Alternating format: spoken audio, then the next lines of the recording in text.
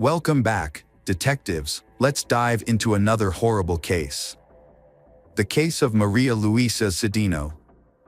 On July 18, 2020, Maria Luisa Cedeno checked into the Lamb Mission Inn Hotel in Manuel Antonio, located in the Punta Arenas province of Costa Rica. She was accompanied by her pet dog, Mofelda, a small dog that she treated like her daughter. On her first day, everything seemed normal. Maria Luisa spent time at the beach, enjoyed lunch at a restaurant, and had some drinks. At 4:30 p.m., Maria Luisa requested a bottle of wine, a bottle of mineral water, and 2 glasses to be brought to her room. Throughout the afternoon and evening, there was no activity from her room. On July 20th, hotel staff attempted to contact Maria Luisa but received no response. A staff member had spoken to Maria Luisa, and Maria Luisa mentioned that she was living alone after ending her relationship with her boyfriend. She expressed that she was not feeling well and was traveling with only her small dog, Mofelda. She also shared that the ongoing pandemic, which had begun several months earlier, was taking a toll on her mental health. Given the difficulties she had faced in her life, she felt she needed a vacation. The hotel staff decided to conduct a routine room check. They found the front door locked from the inside, so they opted to check the patio door instead. This door was an emergency exit for guests with pets, allowing dogs to go outside. As they approached this exit, they found it was only partially open. When they entered, they smelled a terrible smell and saw blood stains scattered all over the room. In one corner, they found a dog alive but shaking with fear. On the bed, they discovered Maria Luisa's body wrapped in a sheet. Maria Luisa is a respected anesthesiologist. At the age of 43, she is the head of the Department of Anesthesiology and Rehabilitation at Cima Hospital in Escazú. Maria Luisa is highly respected by her colleagues, and she is always ready to assist whenever someone needs help. Maria Luisa's parents lived in the town of San Carlos. Friends described her as a strong, intelligent, and likable woman who loved to travel. Upon receiving the news of Maria Luisa's death, her family was deeply saddened. The mystery surrounding this case began the moment the staff discovered Maria Luisa's body. The crime scene was gruesome and brutal.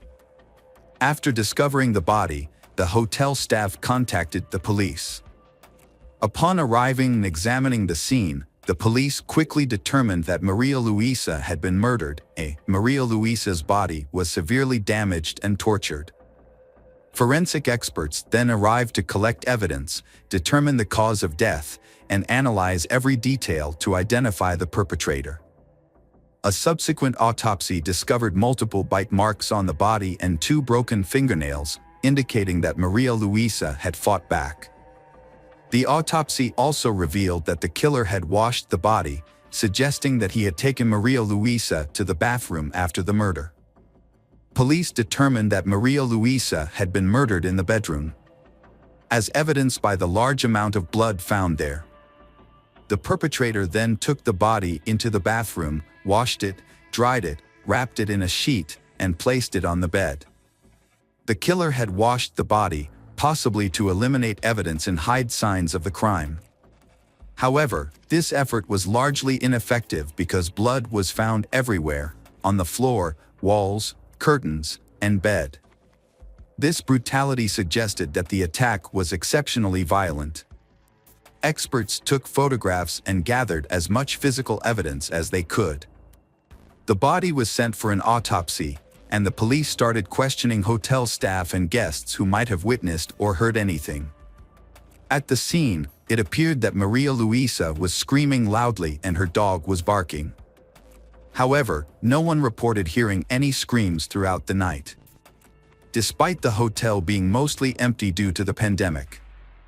Only a few staff were present, and the hotel owner, Harry Bowden, lived there with his husband. Harry Bowden also let some friends live in the hotel because they were having financial problems, as the hotel was never fully booked during the pandemic. In Maria Luisa's room, a bottle of wine and 2 glasses ordered through room service were discovered. An inspection of her cell phone later revealed that she had sent a picture of the 2 glasses to a friend, but she did not mention being with anyone or waiting for someone in her room. When police interviewed Maria Luisa's friends and family to check for any enemies, they discovered that Maria Luisa always ordered 2 glasses, even when she was alone. She would pour alcohol into one glass and water into the other, indicating that she was by herself and not waiting for anyone. Police believe the attacker may have been someone who saw Maria Luisa at the hotel, noticed the back door open and took the opportunity to attack. However, the brutality of the case suggests that the killer must have had a deep hatred for Maria Luisa to have attacked her like that. This has left the police baffled. In this case, it appears that this was a murder committed by someone who knew Maria Luisa and intended to kill her. However, there is no evidence that Maria Luisa was with anyone or that she was seeing anyone. The autopsy results further revealed that Maria Luisa had been abused. She had signs of strangulation and marks on her cheeks, lips, arms, and chest. Since Maria Luisa did not scream, the police suspect that there were several people attacking her, rather than one person. Police believe that 2 people held Maria Luisa down while a 3rd person raped her. An analysis of Maria Luisa's body found no evidence of rope or restraints. Police also speculated that the attackers may have gagged Maria Luisa by stuffing something into her mouth, allowing them to carry out the attack undetected. It didn't take long for police to find their first suspect, a man who was staying at the hotel with several fresh injuries that looked like scrapes and bruises. The man was Herrera, who worked at a nightclub in the city and was staying at the hotel at the time of the murder. Herrera was arrested. His footprints were compared to those found at the murder scene, and 2 of them matched Herrera's footprints, which were found on the porcelain floor in front of the bed in the bedroom. A second suspect, Luis Carlos Miranda, was arrested after a hotel security guard reported seeing him walking the hallways at night with suspect Herrera. After Herrera was taken into custody, Luis Carlos Miranda was questioned to determine if he was connected to the case. Dental tests were conducted, which revealed his dental records matched the bite marks found on Maria Luisa's body. Hotel staff reported that they saw Maria Luisa meet with Luis Carlos Miranda and Herrera on a few occasions, but these encounters were casual, with no indication that they knew each other well. They simply greeted each other and exchanged pleasantries. This casual interaction may have been due to the small number of guests in the hotel at the time.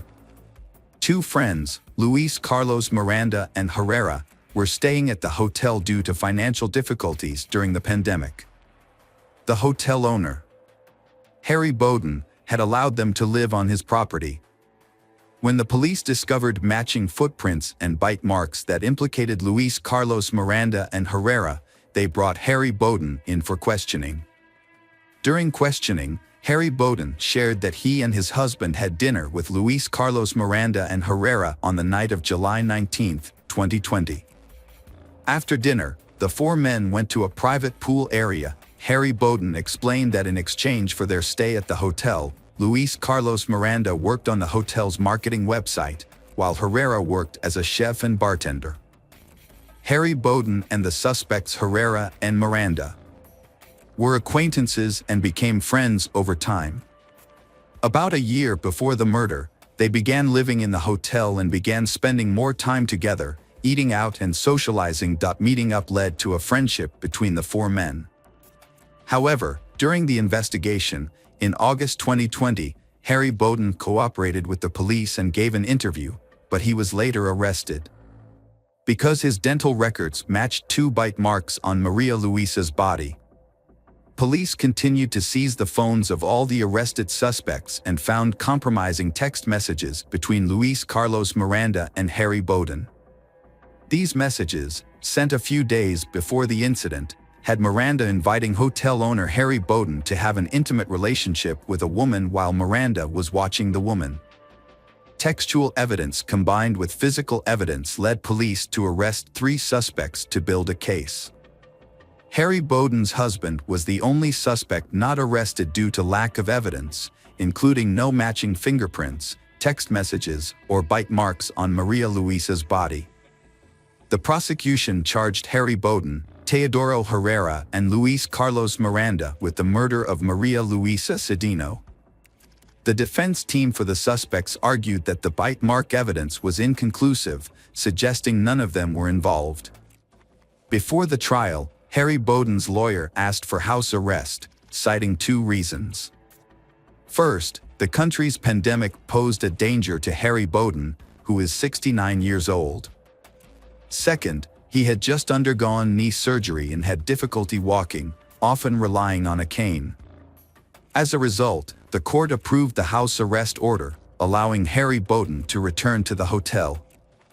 Although confined to the hotel grounds, he still enjoyed a lavish lifestyle, complete with servants, restaurants, and swimming pools. On September 13, 2022, the public trial of Harry Bowden, Teodoro Herrera, and Luis Carlos Miranda began, where text message evidence and dental records were presented. At that time, the prosecution had difficulty proving the involvement of Harry Bowden and Luis Carlos Miranda. Although text messages were found and bite marks were allegedly found on Maria Luisa's body, the bite marks could not prove who committed the murder. On the contrary, there was a large amount of evidence against Teodoro Herrera. A bloodstain was found, and he had superficial injuries. Furthermore, his blood was found under Maria Luisa's fingernails and on several personal items, such as a watch and a cell phone, which were in Teodoro Herrera's room at the time of the search. As a result of the trial, Teodoro Herrera was sentenced to 50 years in prison for murder and rape.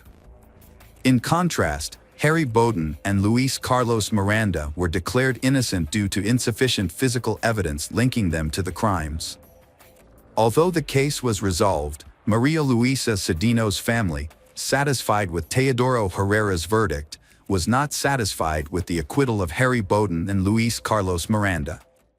Welcome back, mystery lovers. Today's case is going to keep you on the edge of your seat. The case of Susan Wright. Susan Wright was born on April 24, 1976 in Houston, Texas. Her parents, Velma Sue and Jimmy Lawrence Wright, lived a simple life and raised Susan and her older sister, Cindy. From a young age, Susan was an active, friendly, and talented child. During her school years, she participated in dancing activities and aspired to become a professional choreographer.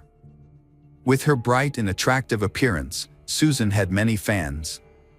However, after graduating from high school, Susan's dream of becoming a student did not come true. But she did not give up, and after a short break, she saved money to continue her studies. For a long time, Susan worked as a dancer at a famous nightclub in the city. However, she soon realized that this job was not for her and decided to leave. She then used her savings to study nursing at night at a university. With the goal of becoming independent, Susan balanced her studies with a job as a waitress at a restaurant to support herself. However, after a while, Susan realized that a career in medicine was not the right path for her and paying for her tuition became difficult. Therefore, Susan decided to drop out of school and focus on her work. In 1997, Susan met Jeffrey Wright at the Galveston restaurant where she worked.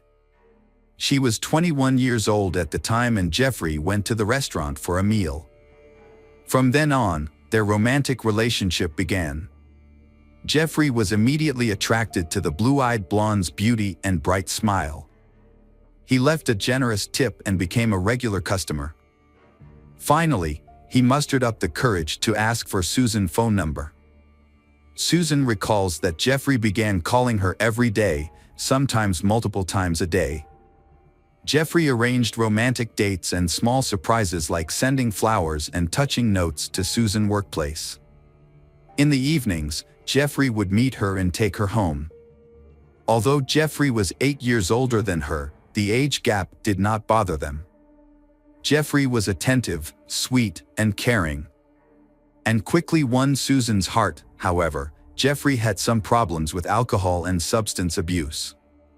Jeffrey said that he had given up drugs and promised to give up drinking completely. Susan, a naive young girl, believed him. Susan felt that together they could overcome any challenge. Shortly after Susan learned she was pregnant, she immediately shared the news with Jeffrey. Although Jeffrey initially expressed joy at the prospect of becoming a father, he had not made any decisions about the future. Jeffrey did not propose and they continued to live apart. Disturbed by Jeffrey's behavior, Susan insisted that their first child be born, and Jeffrey accepted her opinion. At the time of the marriage license, Susan was 8 months pregnant. Their wedding was a simple affair, with no guests or witnesses. A few weeks before the baby was due, they moved into a quiet house in Harris County, Texas. In December 1998, Susan gave birth to a son named Bradley. Just 3 years later, she was pregnant again. In the spring of 2002, she welcomed her second daughter, named Kay. Along the shore, the family also raised a small dog named Buck and had a spacious family car. Jeffrey worked for a local construction company, and after they had a daughter named Kay, Jeffrey agreed that Susan would stay home to care for the child. Friendly neighbors often praised Susan as a kind and caring mother. She created a cozy environment for the family. From the outside, it seemed like the perfect family. Every day, Susan has to spend a lot of time doing housework such as cleaning, organizing, cooking, and making sure everything is kept in a clean condition. Jeffrey does not want her to repeat the same recipes. The whole house has to be clean for Susan. Taking care of young children and cleaning the house at the same time can be considered impossible. Jeffrey's clothes have to be washed almost every day because he doesn't want to wear any of the same clothes again. However, following these rules manually is not easy. If Susan doesn't comply with his request, she will face insults, humiliation, and even physical abuse. Financially, Jeffrey is extremely frugal. Contrary to the image of a romantic man who often gives gifts and flowers, Jeffrey only gives Susan $100 a week to cover household expenses. At the same time, he also asked her to settle all expenses and provide receipts. Jeffrey also broke his earlier promise to quit drinking. However, the real problems were just beginning. Jeffrey relapsed and started using drugs again.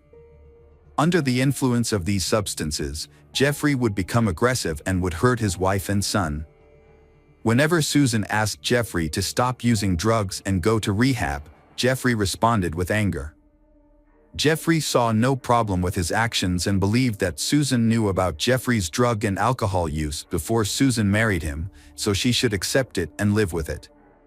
Jeffrey's parents also knew their son's weakness and sympathized with Susan. However, they felt helpless and unable to help her. What Susan couldn't stand, however, was when her husband began to physically, emotionally, and even sexually abuse her. At first, he would apologize and promise not to do it again, but then he stopped apologizing and domestic violence became a daily occurrence. Jeffrey began boxing at the gym 3 times a week, finding that the sessions helped him relieve stress. On Monday, January 13, 2003, Jeffrey went to the gym after work as usual. When he returned home, he seemed stressed. While Susan was cooking dinner, Jeffrey decided to tell his son about the sport of boxing and teach him some basic techniques. While teaching his son boxing, Jeffrey lost control and hit the boy. The child burst into tears, and Jeffrey tried to comfort the child, hoping his wife wouldn't hear. Susan pretended not to notice, but this incident was the last straw for Susan. After dinner, Susan went to put the children to bed while Jeffrey remained in the bedroom. When Susan entered the room, Jeffrey attacked her violently. Susan thought that Jeffrey was trying to kill her with a knife. However, she reacted and realized that Jeffrey did not have a knife in his hand. Susan decided to use her dancing skills to seduce Jeffrey and lower his guard. Susan entered the room in a short silk robe and performed the dance for her husband. Susan then proposed a game, which Jeffrey agreed to participate in. In this game, Susan used 3 reins to tie Jeffrey's right hand and right leg to the bed. Jeffrey's left leg was secured with a silk strip from her robe. While Jeffrey was tied up, Susan used her panties to spank him, forming part of the intimate game. Susan gently turned off the lights. Jeffrey was now bound hand and foot, and a gag was stuffed into his mouth. The din candles were the only remaining light. Susan then moved the bubbling hot wax onto Jeffrey's chest. Susan then continued pouring the hot wax onto his genitals, and the pain quickly became unbearable. Jeffrey tried to free himself, tried to scream, but to no avail. Meanwhile, Susan continued to beat Jeffrey with a small, sharp knife she had taken from the kitchen. Susan started at the groin area, moving up and down, cutting Jeffrey's genitals, legs, stomach, chest, arms, neck, and face.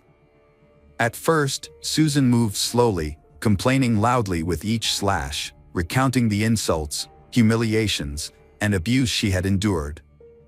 Then Susan began to cry and stabbed faster and faster. Her actions showed that Susan was in a state of extreme despair and emotional turmoil. Susan could not stop even when Jeffrey showed no signs of life. Susan sat by the bed next to Jeffrey's body. However, after a few hours, Susan realized that the bedroom was covered in blood and she had to clean it up before morning. Susan carefully watched the window, making sure no neighbors were watching. At this point, Susan saw a hole in the backyard, which Jeffrey had dug over the weekend to build a fountain. Susan quickly moved Jeffrey's body from the bedroom to the yard, using a garden wheelbarrow to move it. Susan decided that the pool would be Jeffrey's final resting place. After calming down, Susan spent the rest of the day, before dawn, cleaning up the evidence of the attack. Susan had to wash the blood off the floors, walls, and carpets. The carpets had large stains that could not be removed. Susan added bleach to the stains, hoping that the chemicals would erase any traces of what had happened in the room. That morning, Susan called her husband's family in Austin, Texas, sobbing. Susan told them that her husband Jeffrey, while drinking and using drugs, had attacked Susan and their young son. Jeffrey then destroyed the house, spilling a bottle of bleach on the carpet before leaving, declaring that Jeffrey did not want to continue the marriage. When Jeffrey's parents heard that Jeffrey had been beating their son, they were shocked. They knew Jeffrey wasn't perfect, and they felt sorry for Susan. They offered to let Susan and the children stay at their house for a while, but Susan refused. Instead, Susan said she would file a police report and tell them everything that had happened in the family. Then, when Jeffrey suddenly went missing, Jeffrey's mother, Mrs. Wright, went to the police station to report the incident. Susan said Jeffrey had been violent towards Susan and the children. As a result, Susan had to file for a restraining order, which meant that Jeffrey would not be allowed near Susan and the children. When Susan filed for the restraining order, Susan presented evidence of her injuries, such as bruises and cuts on her arms. Susan said the injuries were caused by Jeffrey during a fight when he hit her with a key. Susan's children were also victims, especially Bradley, who was hit by his father and had minor bruises on his face. At first glance, the story told by Susan seemed plausible. Jeffrey, under the influence of alcohol and drugs, attacked Susan and her young son, after which Jeffrey became frightened and ran away. But over time, Jeffrey stopped communicating. And Jeffrey fled without taking his belongings, papers, and even his cell phone from home. Jeffrey did not go to work or to his parents' house, and none of his friends or neighbors saw Jeffrey. It was as if he had disappeared into thin air. Susan's situation is not optimistic, as she finds it unbearable to be in the house where Susan murdered Jeffrey and buried his body in the yard. Susan begins to feel as if Jeffrey is still alive and about to rise from the grave to take revenge. Susan is on the verge of going crazy, and their dog Buck keeps barking and trying to dig up the burial site. On January 17th, after dropping her children off at school, Susan went to her mother Velma's house. Her mother learned about the incident and asked Susan, "You killed your husband, didn't you?" Susan burst into tears and nodded. Susan confessed what had happened and revealed where Susan had hidden Jeffrey's body, saying she didn't know what to do next. On her mother's advice, Susan contacted attorney Neil Davis the next day and confessed that Susan had killed her husband. Attorney Davis worked out a solution and thought carefully about possible scenarios. On January 19th, Neil Davis called the Harris County District Attorney's office and reported that Susan Wright had killed her husband Jeffrey and buried his body in the backyard. Susan Wright was ready to give a statement to the police. On January 24, 2003, Susan voluntarily went to the police and stated that she would give a full confession. On January 24, 2003, Susan went to the police and confessed the whole thing. However, when she was interviewed, Susan's story was unclear and full of contradictions. Susan was confused about the details and sometimes contradicted herself. Susan also claimed that Jeffrey was still alive and that she was afraid of him. As a result, Susan requested protection.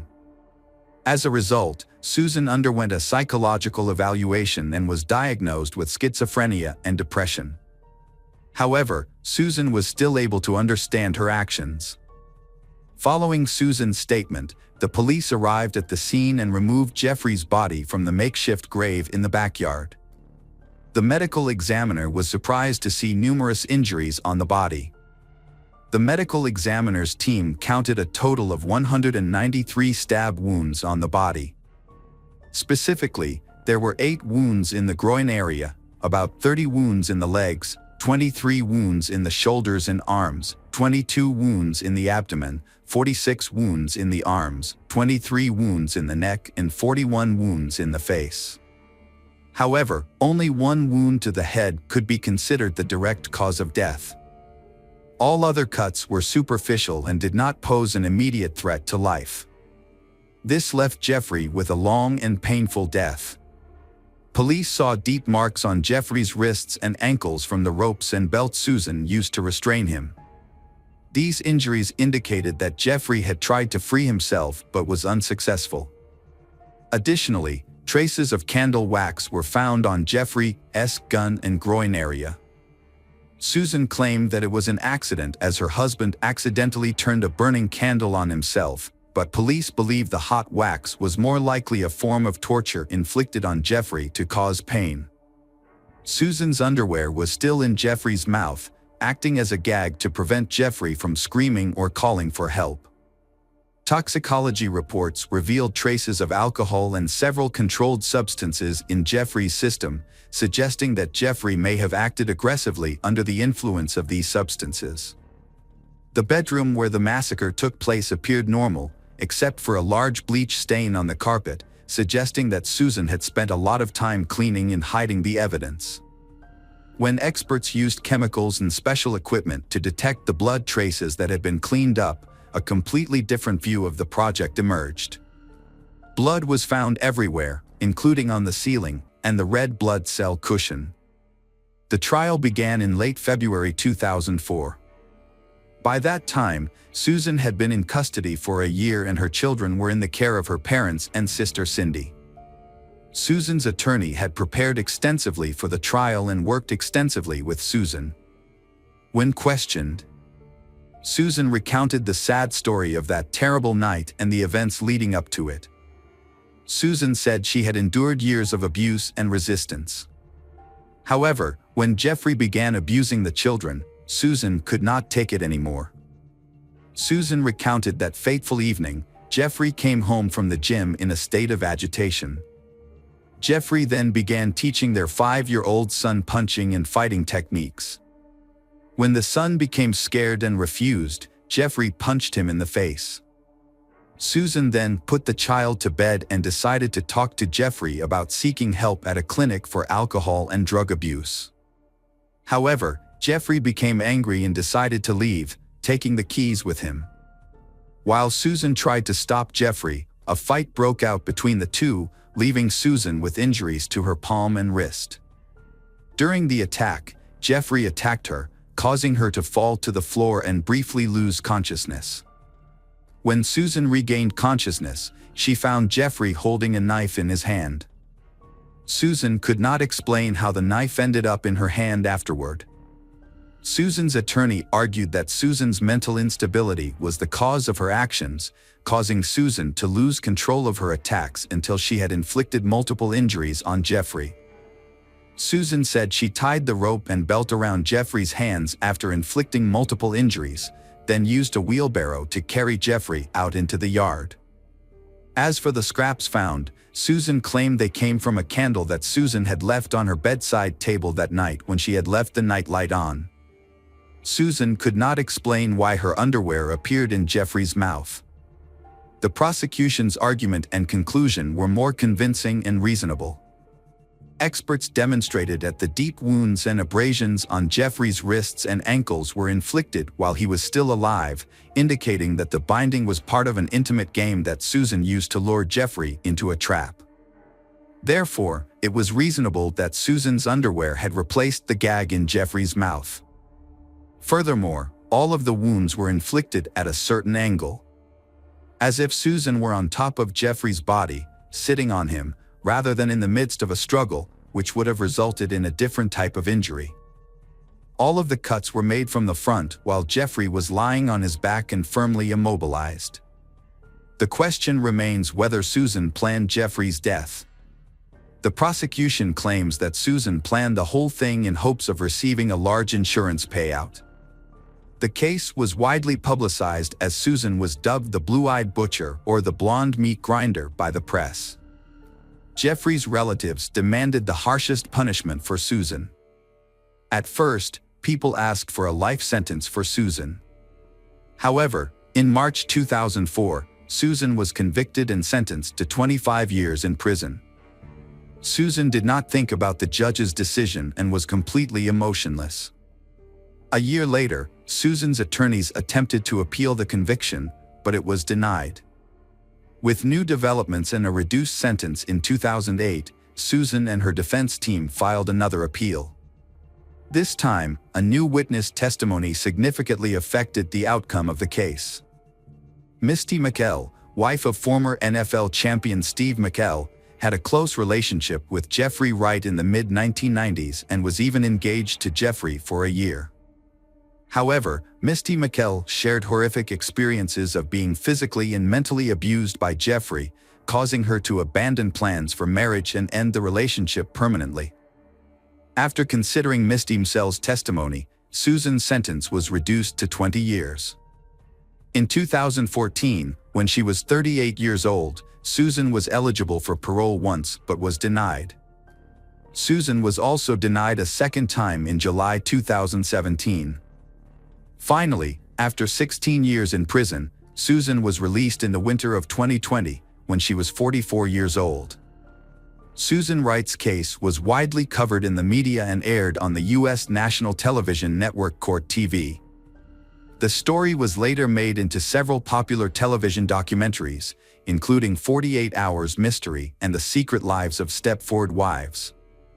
In 2012, the feature film Blue-Eyed Butcher was released, starring actress Sarah Paxton as Susan Wright. Additionally, in 2014, Canadian documentary filmmaker Chloe Ballant discovered a short film inspired by Susan Wright's trial. Hi everyone, thanks for returning. Let's unravel another perplexing mystery. The case of Georgia Williams. Georgia Williams was born on September 17, 1995, in Telford, Shropshire, England. She grew up in a close and loving family with her parents, Lynette and Steve Williams, and her older sister Scarlett. From an early age, Georgia demonstrated a kind and thoughtful nature, consistently looking for ways to help others and make those around her happy. This admirable quality eventually becomes her weakness. Despite being bullied in middle school, but Georgia's life improved in high school. She made a group of friends and became a well-liked and popular student. Her kind nature and good leadership skills helped her win the position of class monitor. She pursued her passion for helping others by joining the Air Cadets Corps with the ultimate goal of becoming a medical officer in the Royal Air Force. At 17, Georgia started working at a local gas station where she quickly became friends with her coworkers. One of them was Jamie Reynolds, a 22-year-old man who seemed quiet and isolated from the rest of the group.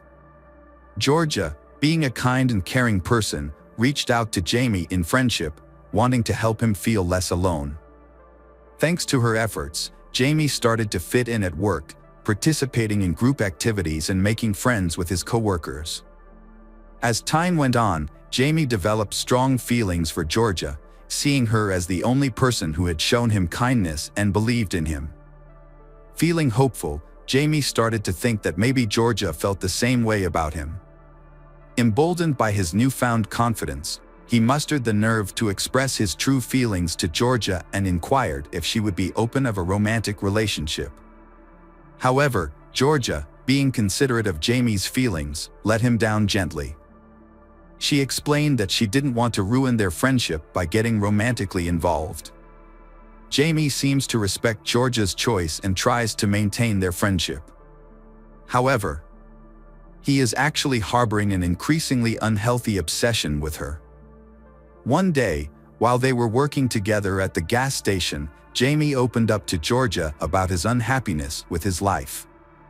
He told her that he wanted to quit his job and pursue his true passions. Jamie had always dreamed of turning his passions into a career, and Georgia was eager to support him. One day, they started talking about his hobbies, and Jamie revealed his love for photography. Georgia saw an opportunity and encouraged Jamie to pursue it as a career. Excited about the idea, Jamie asked Georgia to help him create a professional portfolio and asked if she would be his first model. Georgia, being a good friend, agreed to help. They scheduled a photo shoot for Sunday, May 26, 2013, at Jamie's parents' house, with a few mutual friends joining in. However, as the day approached, Georgia found herself in a difficult situation.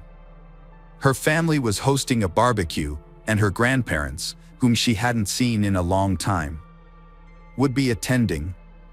Georgia thought about canceling the photo shoot at the last minute, but she didn't want to let Jamie down. She decided to keep her commitment and assured her family that she would only be a short drive away. She planned to quickly take a few photos and then return to her family's barbecue, hoping to make both her friend and family happy. On that day, Georgia got ready quickly, doing her hair and makeup, and wearing jeans and a leather jacket. Her father complimented her as she left home at 7:30 p.m., saying she looked beautiful, like Sandy from Greece. Georgia's family expected her to return home soon. However, as the hours went by and she didn't come home, her loved ones started to worry. At first, her mother wasn't too concerned, thinking Georgia was probably just busy with the photo shoot or spending time with friends. She sent a text asking when the photo shoot would end. Georgia replied, saying it had already ended and that she was with friends and might be home late. Her mother wasn't worried after getting the text, as it seemed like a typical message from Georgia, with the usual 3 kissy face emojis at the end. Georgia's mother trusted her to be responsible, which is why she wasn't worried at first. As the night went on, Georgia's parents went to bed, thinking she would be home by morning. However, when they woke up the next day and Georgia still hadn't returned, they started to feel uneasy. Georgia's mother sent her a text message at 6:30 a.m. asking where she was. But it wasn't until 7:30 a.m. that a response arrived, saying George had spent the night at a friend's house and her phone battery was running out. The message said that if George didn't respond again, it was because her phone had died. George's mother was unaware that the messages were not written by her daughter. On May 27th, Georgia's parents thought she would come home after a music festival. They expected her to come home the next morning because she was excited about her first driving lesson. As the night went on and George didn't come home, her parents became more and more anxious. They stayed up late waiting for her, but there was no sign of her. They contacted relatives and friends to see if anyone had heard from George, but no one had seen or heard from her in days. This makes them even more insecure and unsure of what is going on. When Georgia failed to return home the next morning for her scheduled driving lesson, her family quickly reported her missing to the police. They gave the police all the information they had, but they only knew that Georgia had been to a photo shoot at Jamie Reynolds' home and nothing about her whereabouts after that. The police started investigating and focused on Jamie Reynolds. What they found out about him was alarming and raised concerns for Georgia's safety. It turns out that in 2008, Jamie got into trouble with the law for assaulting and attempting to strangle a teenager. Despite the seriousness of the incident, he was let off with a warning and not charged. When the police discovered this, they suspected Jamie even more and considered him the main suspect in Georgia's disappearance. They went to his home, but no one answered. They broke in. They searched the premises but couldn't find Jamie, so prompting a large-scale manhunt to track him down. After conducting a thorough investigation at the petrol station, it was clear that none of Jamie and Georgia's co-workers had seen them. Their absence from work was unusual and raised concerns, as it was out of character for both of them. Although Jamie's parents were away on vacation, but they had already given the authorities key details about Jamie's van, such as its registration information. The police in Shropshire quickly shared this information with police agencies nationwide, asking them to be on the lookout for the van. Soon, authorities located Jamie in Glasgow, Scotland, which is 428 miles away from his home.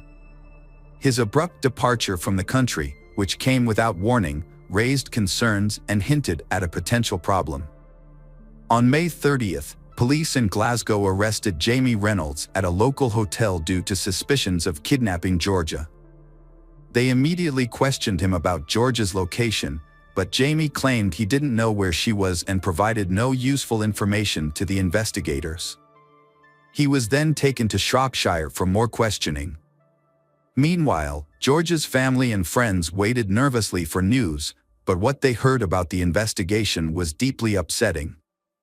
The lack of progress was crushing, making their pain even worse. With Jamie in custody as the main suspect, the police searched his home for evidence. During the search, they found a camera with an SD card, but their hopes of finding important clues were crushed when they discovered that all the files had been deleted. The camera was sent to the police station for forensic analysis, where experts worked to recover the deleted files. Eventually, they managed to retrieve the data, revealed a shocking secret to the investigation. Among the recovered files are several images taken on the day Georgia went missing, providing a haunting look at she's final moments.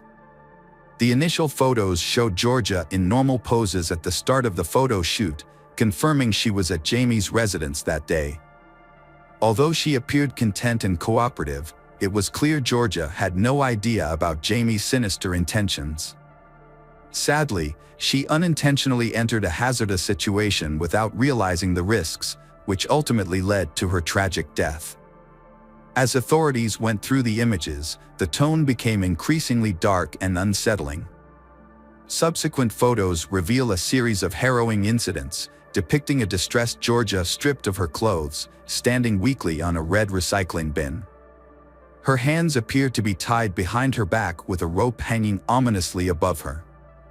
The footage captured Jamie Reynolds' horrific act. He filmed Georgia's final moments, showing her desperate struggle for breath. He later committed heinous acts of necrophilia, violating her lifeless body in various rooms of the house.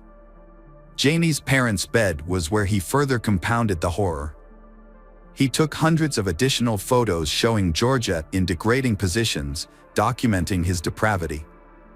He stripped her of her jewelry, keeping them as trophies of his horrific crime. The police conducted a thorough search of Jamie's home and found a large collection of explicit photographs and videos, including content that depicted extreme violence, sexual assault, and murder. It was discovered that Jamie was not only in possession of these materials, but also actively involved in creating content that featured violent acts. Jamie's parents were alerted to their son's disturbing interests and immediately ended their vacation to meet with authorities. They revealed that Jamie had been exposed to violent and explicit content from the age of 14. It is possible that he was exposed to such content even earlier.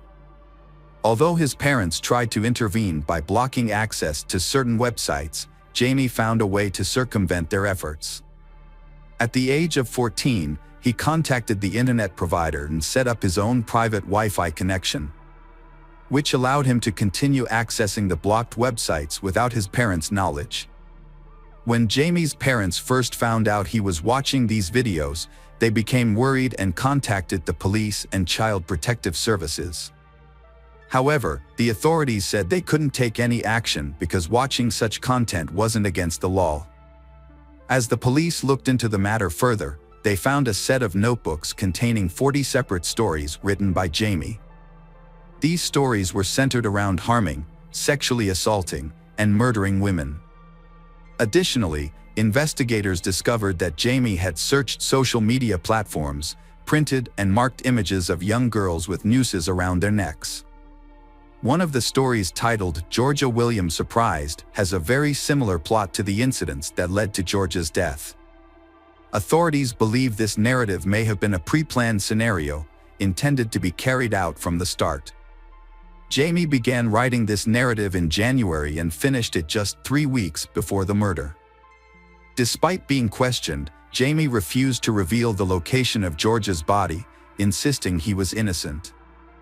As a result, investigators had to painstakingly reconstruct Jamie's movements from the Monday morning after Georgia's murder. They started by reviewing surveillance footage of Jamie refueling his vehicle at a petrol station. Unbeknownst to them at the time, Georgia's body was hidden in the back of Jamie's van. After refueling, Jamie drove 60 miles to a movie theater, leaving Georgia's body in the van parked in the theater's lot. He then went inside to watch a movie. However, police lost track of Jamie after he left the theater and issued a public appeal for help finding him. The appeal was successful, with people reporting sightings of Jamie's van near the New York G Mountain Pass. The area, with its dense woods and muddy terrain, was where Jamie tried to evade capture. Locals remembered Jamie in his van, especially after it got stuck in the mud and Good Samaritans helped him get it out. Police followed up on this lead and searched the wooded area where Jamie was spotted. Unfortunately, they found Georgia's naked body in this secluded spot. Georgia's body was returned to Shropshire after being recovered. A post-mortem examination revealed she died from asphyxiation due to a ligature around her neck. Forensic analysis also showed bruising on her back, indicating Jamie had used his knee to press her down. Initially, Jamie denied any involvement in Georgia's murder, but on the first day of his trial in December 2013, he suddenly stood up and pleaded guilty to all charges. During the trial, Georgia's father gave a heartfelt address to the court. They had to endure the pain for a long time as they witnessed their daughter's body lying motionless in the hospital's rest house, a traumatic experience that haunted both him and his wife. The trial also uncovered Jamie's previous run-ins with the law. In 2008, he received a warning from a judge for keeping a 1-year-old girl captive in his home. A disturbing incident foreshadowing Georgia's tragic death. In 2011, Jamie was criticized for recklessly backing his car into a girl's vehicle. This incident occurred after the girl had turned down his romantic advances. Although the case was eventually closed, Judge Mr. Justice Wilkie expressed serious concerns about Jamie's behavior, calling him a sexual deviant and warning about his potential to become a dangerous serial offender. As a result, Jamie received a whole life term, a sentence typically reserved for the most severe crimes, meaning he would spend the rest of his life in prison without parole. At the time, Jamie was the 46th person to receive this sentence and the youngest person in history to be given a whole life term. During sentencing, Judge Justice Wilkie highlighted the extreme suffering Georgia endured, emphasizing the torturous nature of her experience.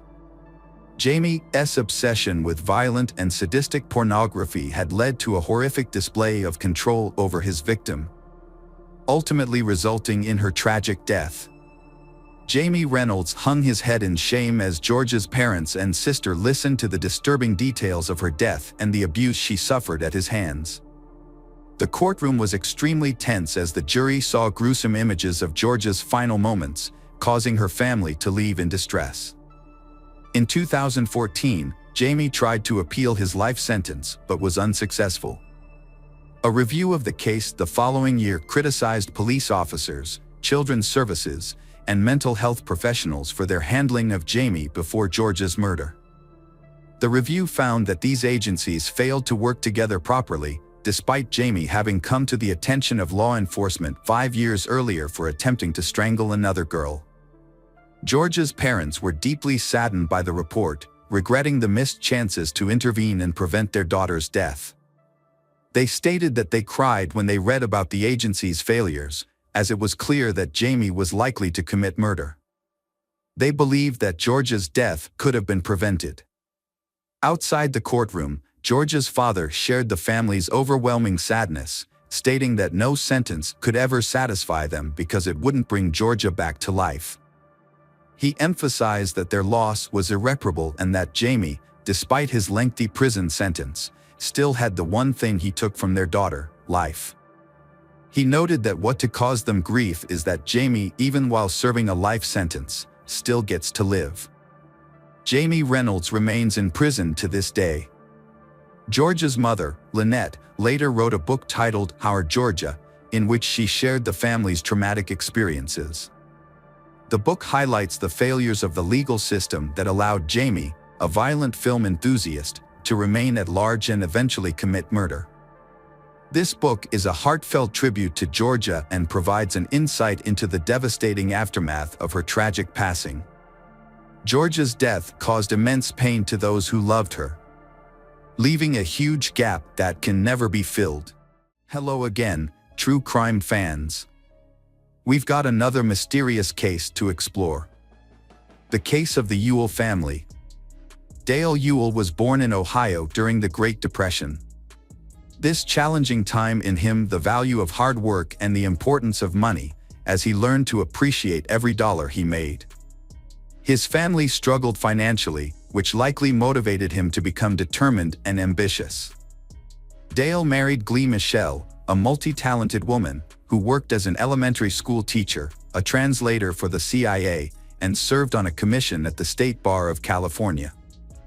They had 2 children, Tiffany born in 1967 and Dana in 1971. Dale's success provided the Ewell family with a comfortable life, including a home in Sunnyside, a beachfront property in Peraro Dunes, luxury cars, and designer clothing. After serving in the Air Force, Dale became a successful businessman. He eventually became the president and owner of Western Piper Sales Incorporated, a company that sold small aircraft. The primary source of the Ewell income came from selling light aircraft and investing heavily in the stock market. After establishing a successful aviation business, Dale expanded into buying several farms, accumulating substantial wealth. Together, Dale and Glee were worth an estimated $8 million, embodying the American dream. Despite their wealth, they lived modestly. Their children chose different directions in life. Tiffany pursued a similar career to her parents, whereas Dana chose a distinctly different route. At university, Dana presented himself as a successful entrepreneur, falsely claiming to be the source of his family's wealth.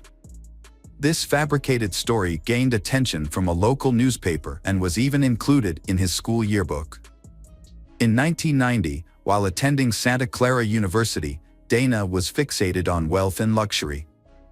He owned a BMW and had access to funds, allowing him to indulge in expensive items like jewelry. From a young age, Dana had a habit of lying and making up stories. Despite being intelligent and well-educated, Dana's ambitions went beyond comfort, wealth, and a promising future.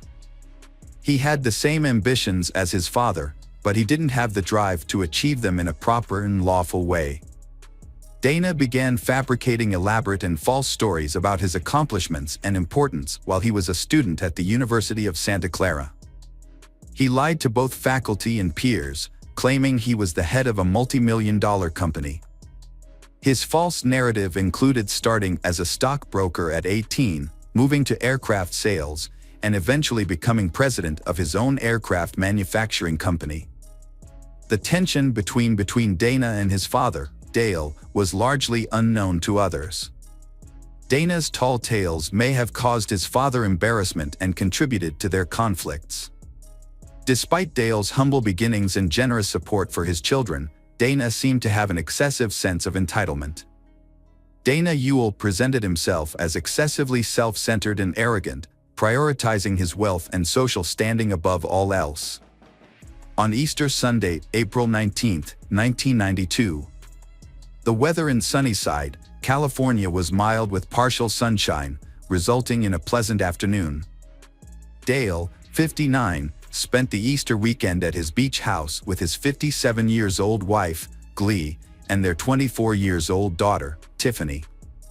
Glee and Tiffany returned to their home in Sunnyside by car, while Dale flew his private plane to his hangar and then drove home. When they arrived, they were ambushed. Tiffany was shot in the head and killed, followed by Glee, who was shot multiple times.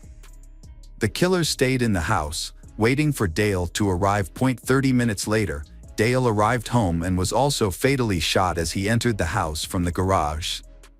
2 days later, Dana, the youngest member of the family, tried to contact his parents but was unable to reach them.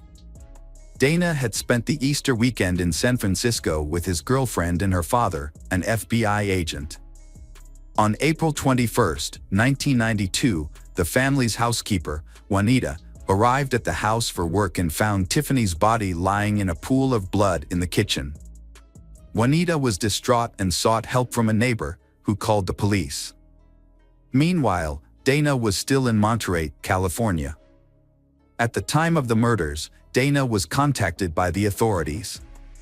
His girlfriend's father quickly arranged for him to fly to Fresno, and Dana was visibly upset during this time.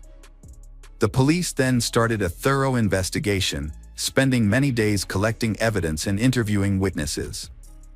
The crime scene was made to look like a robbery. However, experienced detectives believed the scene was deliberately staged to make it appear as though the family had been attacked and then killed by an intruder. Upon further examination, detectives found several irregularities, including the lack of weapons, bloodstains, footprints, or DNA evidence. Instead, the detectives found that the attack was carefully planned and carried out. The attacker was a skilled shooter, missing only one shot, and had even picked up the spent bullet casings inside the house. Investigators found a box of 9mm ammunition that Dale had purchased. It was later discovered that it had been used in the murder. The home appeared to have been ransacked, but nothing valuable was missing. There was no evidence of forced entry, and the alarm, which was usually turned on, had been turned off. Investigators thoroughly examined the victims' backgrounds, searching for any clues that might be connected to their deaths. They looked into Dale's past dealings, which included selling airplanes to an individual later convicted of drug smuggling in the 1970s, and a questionable real estate transaction with Dale's brother that potentially put investors at risk of losing millions. The police thoroughly investigated and eliminated all other potential suspects with motives, ultimately they concentrating on Dana, as he was the one who would benefit the most from the tragic event. As the only surviving member of the Ewell family and the main beneficiary of the estate, Dana naturally became a person of interest. Even though he had a solid alibi, having been with his girlfriend and her FBI agent father at the time of the murders, the police couldn't shake their suspicions about him. Dana's actions did not ease the concerns of others, but rather intensified their suspicions about his involvement in the murder. Although he outwardly showed distress and even offered a $50,000 reward for the capture of the killer, his grief seemed insincere. His reaction to the horrific killing of family members seemed surprisingly subdued, as he displayed little of the shock and sorrow that people typically exhibit in response to such a traumatic event. Instead of focusing on mourning the loss of his loved ones, Dana seemed more concerned with his parents' wills and inheritance. He did something disturbing, inviting a friend to view the house while there was still obvious blood on it, demonstrating a disregard for the victims. Furthermore, he allegedly expressed contempt for the police investigation, calling the investigators dummies who would never solve the case.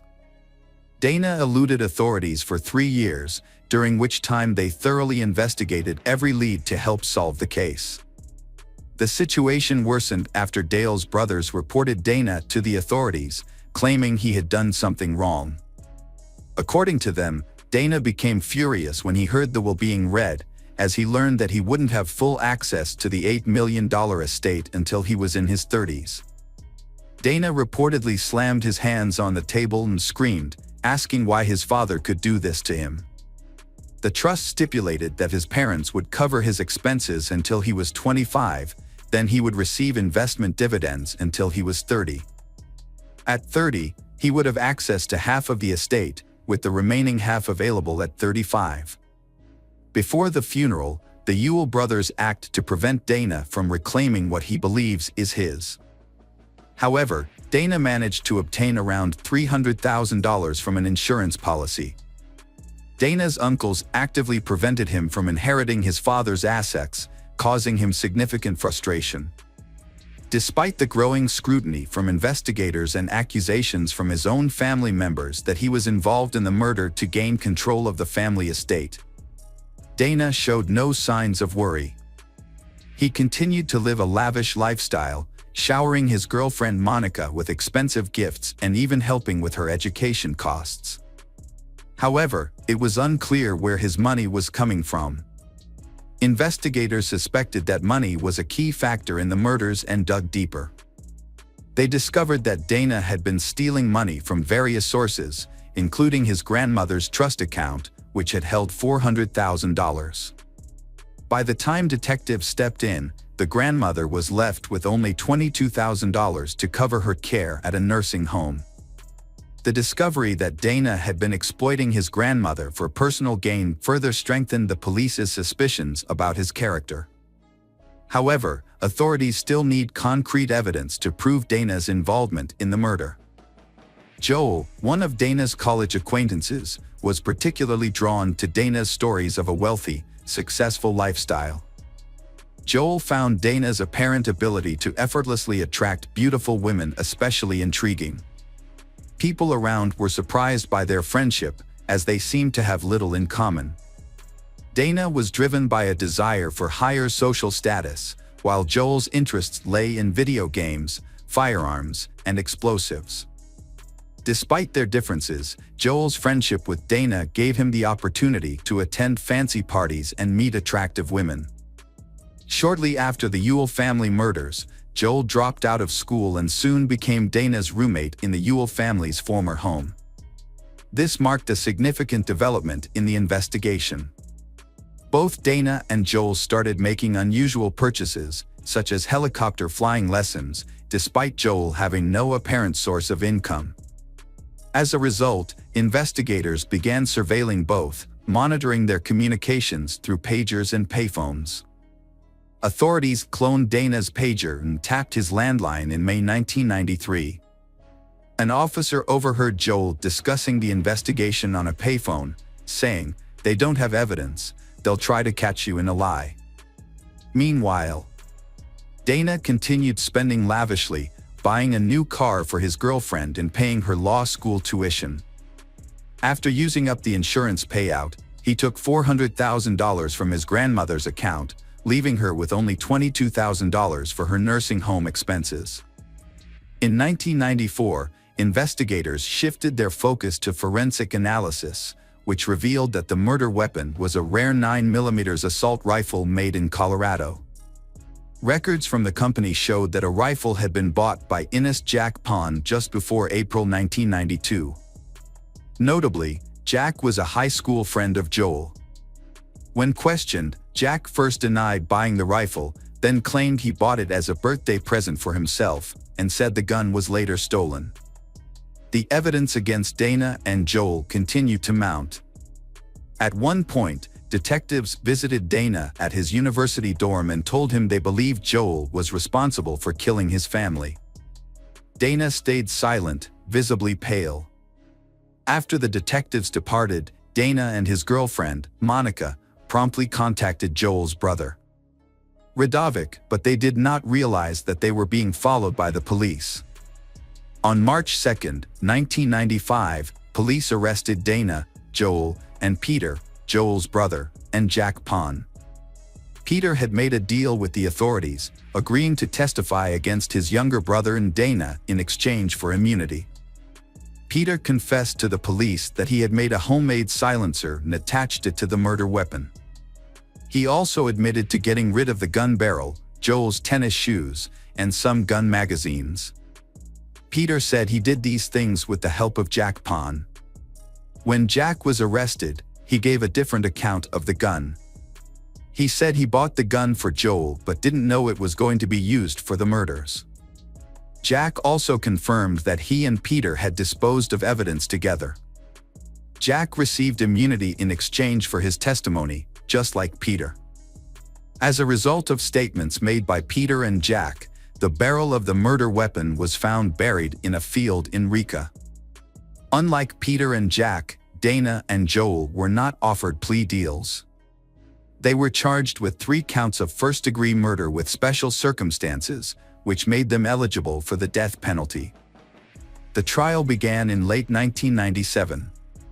Dana and Joel, who had previously been close friends and had even lived together in the house where the murders occurred, now had separate lawyers and took different stances during the trial.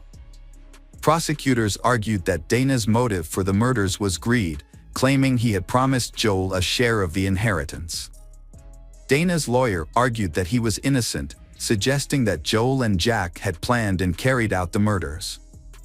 Joel's lawyer acknowledged the strong evidence against his client and focused on trying to save him from the death penalty. During the trial, Jack Pond testified that he had bought the murder weapon for Joel and helped dispose of it. He also said Joel had given him details of the incidents on the day of the murder, in April 1992. According to Jack, Dana had asked Joel for a favor that he found hard to refuse. Having taken steps to avoid leaving DNA evidence behind, Joel carried out Dana's plan by entering the Ewell residence. He shaved off all body hair and then waited 12 hours on a plastic sheet to minimize the risk of leaving any traces, including an eyelash. He was also instructed to retrieve all bullet casings. Tiffany was shot in the back of the head and died instantly, without seeing her killer. Glee, however, saw Joel and tried to escape to the office, but was shot and severely injured. Joel pursued her and eventually killed her. During the trial, it was revealed that Joel had shot Glee multiple times at close range, and that she had recognized him as a friend of Dana's who had visited the family a month earlier. After killing Glee, Joel reloaded his gun and put on new gloves, then waited for Dale to arrive, whom he also murdered. On May 27, 1998, after an 8-month trial, the jury delivered a finding Dana Ewell and Joel guilty on all charges. However, they could not agree on the sentencing. 2 votes saved Joel from the death penalty, while Dana escaped the death penalty by just 1 vote. In the end, both received 3 consecutive life sentences without parole. Dana was imprisoned at Corcoran State Prison, 50 miles south of Fresno. He was among inmates like Charles Manson. His grandmother, whom he stole from, died in 1999. Dana claims to have undergone a spiritual transformation and become a Christian while in prison. Joel was imprisoned at Mule Creek State Prison in Ione, California. Meanwhile, Jack Pond pursued a career in law, becoming an attorney. Monica Zent broke up with Dana, finished law school, and established a successful law practice. Although Monica was thoroughly investigated, no evidence connected her to the crime. The only suspicious aspects were her initial unwillingness to cooperate and that some of the funds were used to help pay for her law school expenses. Dana Ewell's actions can be summed up by 3 words: greed, entitlement, and heartlessness. His extreme desire for wealth led him to manipulate and betray those closest to him, ultimately leading to the tragic deaths of his family members. Welcome back, mystery lovers. Today's case is going to keep you on the edge of your seat. The case of Rena Verk. Rena Verk had been born on March 10, 1983, in Saanich, British Columbia, Canada. Her family was of Indian origin, with her mother, Suman, having come from an Indian-Canadian family, and her father, Manjit, being an immigrant from India. Rena's parents had formerly been Hindus and had converted to Jehovah's religion. Rena struggled to fit in with her peers in the Saanich community, where Sikhism was popular among Indo-Canadians. Unfortunately, she was severely bullied at school due to her appearance and ethnic background, which set her apart from her predominantly white classmates. She was bullied due to her unusual appearance, being overweight and having brown skin. At home, Rena faced strict rules tied to her parents' religious beliefs, which were in stark contrast to her friends, who were starting to become independent. Her parents began to worry when they discovered her persistent bullying and feared it could negatively affect her mental health, potentially leading to depression. In May 1994, Rena's family moved to a new location, resulting in her transferring schools from Burnside Primary School. Her parents hoped this action would put an end to the bullying she initially experienced, and it seemed to be effective. Rena's mood improved, and she formed new friendships that brought her happiness. However, things took a turn for the worse when her new friends began to distance themselves from her, and the bullying began again. Rena graduated from elementary school in 1996 and began attending Coquitz Middle School. There, she met a new group of friends whom she considered cool kids. The group was famous for breaking the rules, drinking, and smoking, which represented the freedom that Rena desired, freedom from the strictness of her parents and their rules. Although she felt accepted by her new friends, her parents disapproved of her new relationships, leading Rena to become more rebellious. In 1996, when Rena was 13 years old, a friend suggested she leave home. The friend told her she could be adopted by telling the police that her parents had physically abused her. Rena took this advice and accused her parents of assault, but no charges were brought due to lack of evidence. Rena was taken away from her family and lived with her grandparents, who believed her story. However, things got worse when Rena falsely accused her father of sexually assaulting her, causing him extreme pain and suffering. In 1997, her father was arrested and sent to prison while awaiting trial for sexually assaulting Rena. Luckily, the charges against her father were dropped when Rena admitted that she had made up the entire story. Rena felt uncomfortable living with her grandparents, so she was placed in a foster home.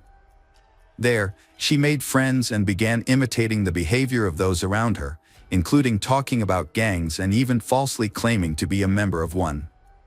However, Rena soon realized that living in a foster home was not as fun as she thought because she still had to follow rules and curfews. Finally, she apologized to her parents and returned home. However, her time with her parents had ended very quickly. Rena had left her parents' house again and stayed in a youth shelter. Over the next few months, she had bounced between her parents' home, foster care, and the youth shelter. This volatile situation reflected the challenges she had faced as a teenager trying to cope with her relationships with her parents, social workers, and government officials. Rena had yearned for acceptance and friendship, but her strict upbringing and overprotective parents had made her feel like an outcast among her peers.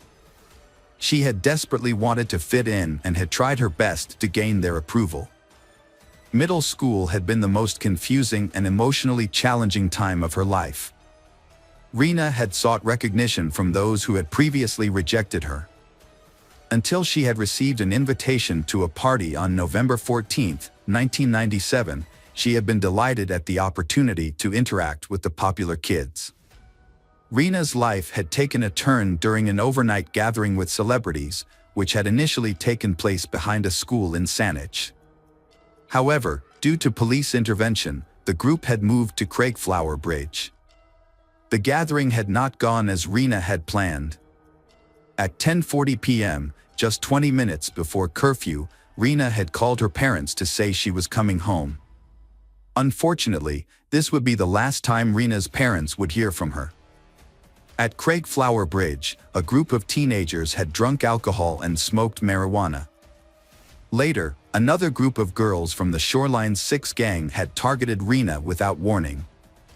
They had assaulted her, burned her forehead with a lit cigarette, and tried to burn her hair. The attack had continued until a girl had intervened and ordered the others to stop. Rena had tried to escape and go home after the initial attack, but two teenagers, Kelly and Warren, had chased her. They had dragged Rena to the other side of the Craigflower Bridge, where the attack on her had continued. Kelly and Warren had punched and kicked her, then held her head underwater until she died. After Rena's death, the attackers had taken off her sweater and shoes and rolled her body into the water. Meanwhile, Rena's parents had become increasingly worried when she did not return home before curfew. They had initially thought she might be at her grandparents' house or a group home, but she had not been at either location. A friend had revealed that Rena was still at the party when the friend had left around 11 p.m. The next day, Rena's family had reported her missing, but the police had responded slowly due to her past history of running away. Rumors had spread among students at the local middle school about a brutal beating and a body found in the nearby gorge waterway. The group of teens involved, known as the Shoreline 6, had remained silent about the incident. However, a witness had eventually come forward to police, saying she had seen Kelly and Warren following Rena after the beating. It had taken a week for police to begin investigating Rena's disappearance after her family had reported her missing. Although many witnesses and teachers had heard rumors about the incident, no one had reported it to the police. It wasn't until a student had come forward as a witness that the police got involved.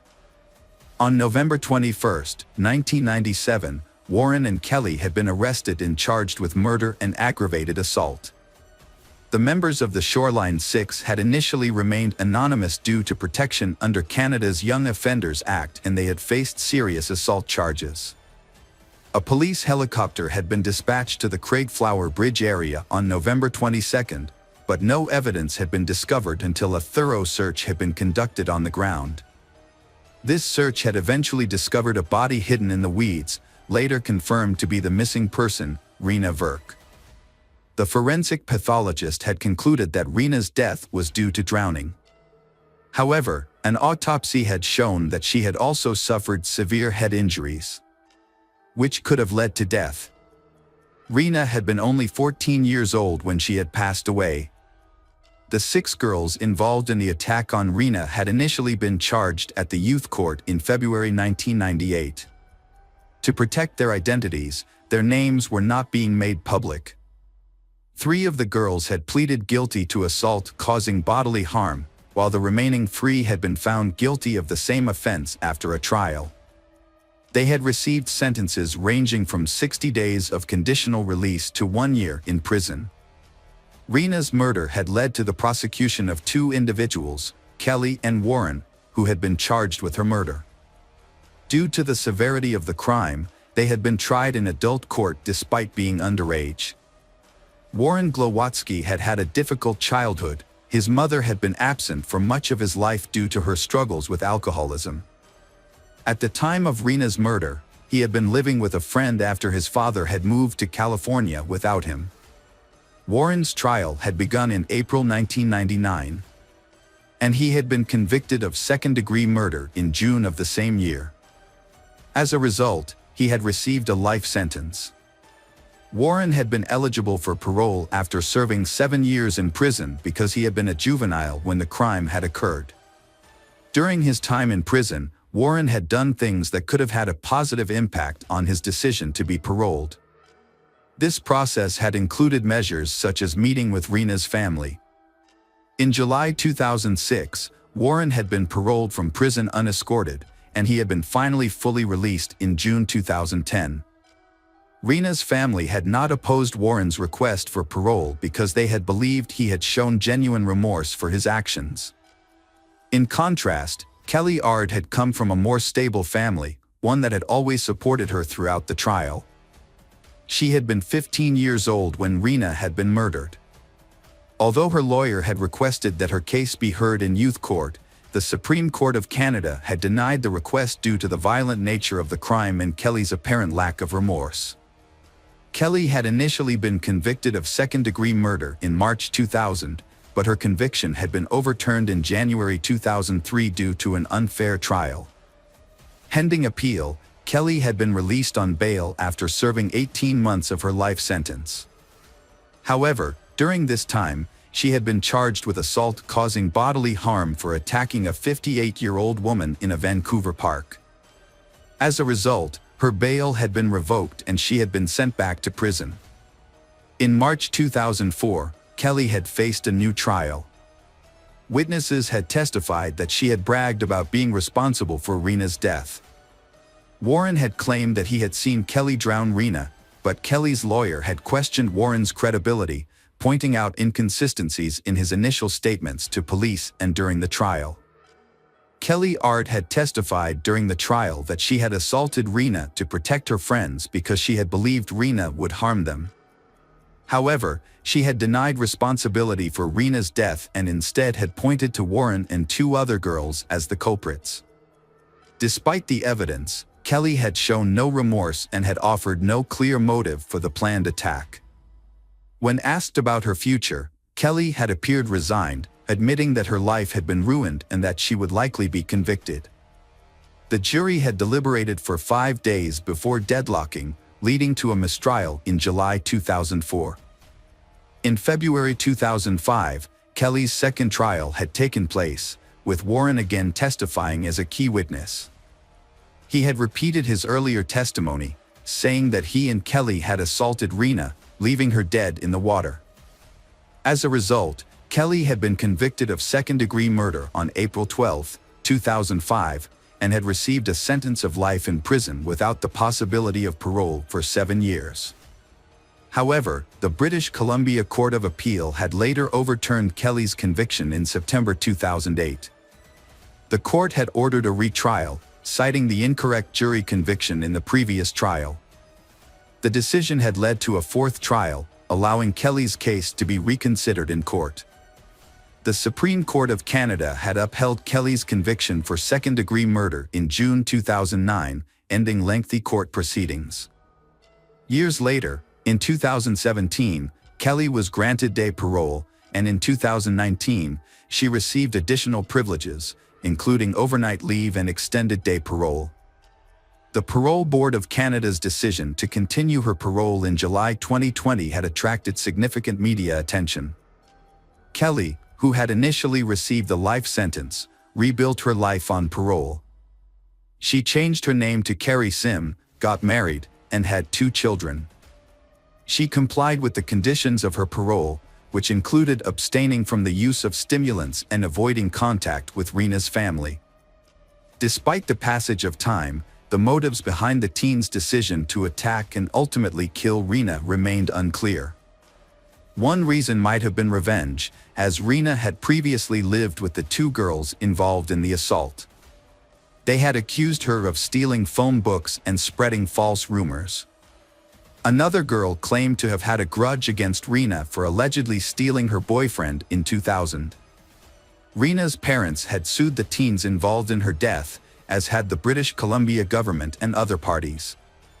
Rena's father explained that he wanted people to take responsibility for their actions, saying that society often failed to do so. Years later, in 2012, Rena's mother spoke out about her daughter's tragic death and the devastating effects of bullying on young people, She shared that dealing with the legal consequences of Rena's murder had left her deeply saddened. As the court cases progressed, she was finally fully feeling her loss. She was struggling more with her emotions and missed Rena even more. Rena's mother also expressed concern that bullying was becoming more severe and frequent rather than decreasing. She was shocked by the new ways young people were using technology, such as cyberbullying and texting, to harm their peers. These methods had not been available when Rena was killed, and her mother was devastated as the problem escalated. The murder of Rena Verk had led to a national debate about racism and bullying, especially among young girls. In the wake of Rena's death, Rena's parents took action to create positive change. They started anti-bullying campaigns and inclusion programs and worked with the government to implement anti-bullying measures in British Columbia schools. Rena's parents also shared their story with students, teachers, and law enforcement professionals to raise awareness about bullying. Their efforts paid off when the government introduced an anti-bullying program in schools across the province. In 2009, Rena's parents were recognized for their advocacy with the Anthony J. Hume Award of Excellence for their dedication to crime prevention and community safety. Rena Verk's life had been marked by hardships and challenges. Although she made some mistakes, it was understandable given the pressure to fit in. Despite Rena's mistakes and the false accusations against her family, her parents continued to love and support Rena unconditionally. Hey everyone, thanks for returning. Let's unravel another perplexing mystery. The case of Carrie Leah Farver. Carrie Leah Farver was born on November 30, 1974 in Macedonia, Nebraska, USA. After going through many relationships, she raised her son Maxwell alone. Carrie Leah loved her son very much. Carrie Leah spent a month in bed due to severe depression. Her mother, Nancy Rainey, helped take care of her son Maxwell. The complicated relationship with Maxwell's father along with the difficult living conditions caused Carrie Leah, a young woman of 20 years old, to fall into an unstable psychological state. Doctors diagnosed Carrie Leah with bipolar disorder. People with bipolar disorder often have two opposite psychological states. One moment they can feel overly excited, energetic and friendly, but then they can fall into a state of depression, frustration and helplessness. This disease causes them a lot of difficulties in daily life. However, in the early 2000s, Carrie Leah's doctor found an effective treatment that allowed Carrie Leah to live a normal life. In the fall of 2012, Carrie Leah received a lucrative job offer in nearby Omaha, an opportunity she couldn't refuse. Carrie Leah accepted the offer. However, her son, Maxwell, was in middle school and didn't want to change his familiar surroundings, so Maxwell decided to stay with his grandmother in Macedonia. One day in November 2012, Carrie Leah met Dave Kropa at the auto repair shop where he worked. When Dave looked at Carrie Leah's Ford Explorer, he realized that he really liked this woman. Carrie Leah was showing Dave something inside the car, and they stood close to each other, and there was a little tension. Not long after, Dave and Carrie Leah went on a date. Carrie Leah went to Dave's house. A while later, a woman named Liz called Dave a lot and texted him. Then Liz went to Dave's house to pick up something he had left for her. Dave explained to Carrie Leah that Liz Gollier was the first person Dave met online in 2012. Liz, born in 1975 in Michigan, initially told Dave that she was not looking for a serious relationship because she was a mother and needed to spend most of her time with her children. In Dave and Liz's relationship, they had few topics to talk about, and their relationship was mainly physical. After a while, Liz began to worry about what Dave was doing when she was not around, as well as who he was seeing. Dave often reminded her that they were in an open relationship and that she should not worry. He also insisted that Liz was free to date other men. However, Liz was not happy with this and began to bother Dave more and more. Liz also felt jealous of Dave's children and their mother, Amy, because she could not understand the close relationship they had after the breakup. Eventually, Liz's actions upset Dave, and he decided to break up with her. Carrie Leah sympathized with Dave, as everyone had relationships in the past, and Carrie Leah did not let that affect their relationship, but Liz was clearly upset to see a strange woman in Dave's house. Liz, feeling that Dave was increasingly distancing himself from her, wrote text messages, emails, and called Dave.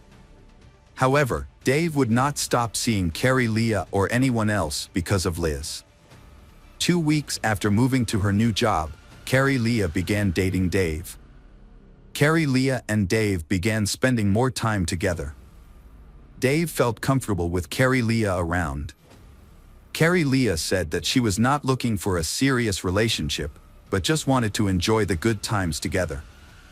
In December 2015, Liz was shot. Liz probably guessed who it was. Luckily, the wound was not fatal. Liz thought, "This can't go on any longer, I have to do something." At 9:45 a.m. at work, Dave suddenly received a text message from Carrie Leah. In the message, Carrie Leah expressed her desire to live with Dave forever. The content of the message made Dave feel confused and surprised, because he did not understand the reason for Carrie Leah's sudden change. Because before, they had discussed and agreed that both of them would not rush into a binding relationship. Dave gently replied to Carrie Leah that he was not ready for this big change. Carrie Leah's response was very unpleasant. When Dave returned to the apartment, he found that all of Carrie Leah's belongings that she had brought were gone. This made him think that Carrie Leah had left him. On the same day, Carrie Leah deleted him from her Facebook friend list. Although it seemed like everything was over, it was not.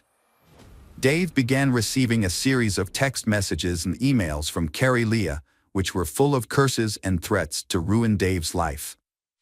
The messages were numerous and all of them were rude.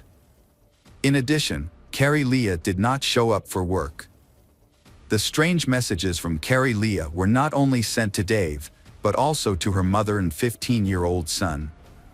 In May 2013, Carrie Leah posted a lengthy post on her personal Facebook page, in which she wrote, she had answered enough questions to prove to everyone that she had had enough. You can either believe that she was a girl, or leave her alone. She quit her volunteer job and she was fed up with people giving her a hard time. She just didn't want to go home right now. She was a grown woman, and if she wanted to leave home, she had every right to do so. Sorry for hurting everyone. Carrie Leah then remained absent for a while. Her mother realized something was wrong when Carrie Leah missed her own birthday, Max's birthday, and other family celebrations. Finally, when her father passed away. After a while, Liz Gollier began receiving messages from Carrie Leah. In those messages, Carrie Leah criticized and insulted Liz, even threatened Liz to stay away from Dave. To understand Carrie Leah's strange behavior, Liz contacted Dave. He said he was also in a similar situation. Carrie Leah sent him many messages and emails, in which Carrie Leah accused Dave of all kinds of wrongdoing, called him a liar, and promised to avenge the pain he had caused Carrie Leah. Gradually, the messages from Carrie Leah became more threatening, with confusing content and grammatical errors. Carrie Leah's mother insists that her daughter is not a hot-tempered person and has always been very careful in writing letters and documents. Carrie Leah pays attention to spelling and presentation. Is her bipolar disorder relapsing and developing into something more serious? After Carrie Leah's confusing actions, all the evidence points to Carrie Leah having psychological difficulties. Liz and Dave often receive hundreds of text messages and emails, even when they are together. Their phones constantly buzz with messages, which makes them both uncomfortable. Although they continue to date, Dave feels uncomfortable around Liz. She becomes more and more demanding, despite always insisting that Liz is fine with their no-strings-attached relationship. In January 2013, Dave found Carrie Leah's car in his front yard. Dave called the police, and reported the incident. The police came to check the car and found no suspicious signs. The police then turned the car over to Carrie Lee's parents. Carrie Leah continued to text Dave and Liz. Carrie Leah even started sending pictures of Dave's children and threatening to harm them. As time went on, Carrie Leah continued to stalk them. Liz became increasingly jealous, made Dave angry and tired of the situation, and finally decided to end the relationship with Liz. In August 2013, Liz reported a fire at her house, which killed all of her pets, including a snake, a cat, and 2 dogs. Liz told the police that Carrie Leah had repeatedly threatened her through text messages and emails. So she suspected Carrie Leah of starting the fire. The police seized Dave and Liz's cell phones. Someone damaged Dave's auto repair shop and threw a brick through the window. Dave felt threatened, so he bought a gun to protect himself. After a while, Amy Flora, Dave's ex-wife, also began receiving threatening messages from Carrie Leah because Dave often spent time with the children and met Amy. The police became suspicious for reasons that were hard to understand. Dave had only dated Carrie Leah for less than 2 weeks, but had been following him and his ex-girlfriends for 3 years. Meanwhile, Carrie Lee's family had not seen her for 3 years and were trying to find her, using every method possible. In 2015, these efforts paid off. Police officers Ryan Avis and Jim Doty volunteered to investigate Carrie Leah Farver's disappearance. However, they found no evidence that Carrie Leah was alive. It was unusual for an adult to pack up and leave without spending any money. No one had seen her, and no one had heard her voice. This was very strange. With the assistance of Anthony Kawa, digital forensics administrator at the Pottawatomie County Sheriff's Office, police analyzed the contents of Dave and Liz's phones. In 2013, Anthony reported that Carrie Leah Farver had sent more than 50,000 text messages and 15,000 emails to Dave over the course of 3 years. Anthony also said that those impersonating Carrie Leah were becoming more sophisticated in their operations, trying to hide their IP addresses and real identities. It seems that someone knew what they were doing and had access to various computer programs. In December 2015, Liz Gollier contacted the police to report that she had been shot in the leg outside her home. She determined that the attacker was not Carrie Leah but Dave's ex-wife Amy Flora. Furthermore, Dave had a missing gun that Amy may have taken. It is possible that Amy was behind Carrie Lee's disappearance. A clue in the investigation indicates that people associated with Dave were being harassed. It is possible that Amy, having had a difficult life after breaking up with Dave, the father of her children, decided to take revenge and eliminate all rivals, and the relationship between Dave and Amy was still quite good. The children together brought them closer, and Carrie Leah clearly hindered their reunion. The police quickly questioned Amy, but surprisingly, Amy had an alibi. She was not at Liz's house when the shooting occurred, and this was confirmed by several people. Because there was no hard evidence, Amy was not arrested. Experts processed the data from Liz's cell phone and discovered important information. Anthony discovered fake email addresses with different variations of the name Carrie Leah. In addition, Anthony found an application that Carrie Leah used to schedule messages to be sent at certain times. This could explain why Liz and Dave received messages from Carrie Leah at the same time. Anthony began to suspect Liz Gollier.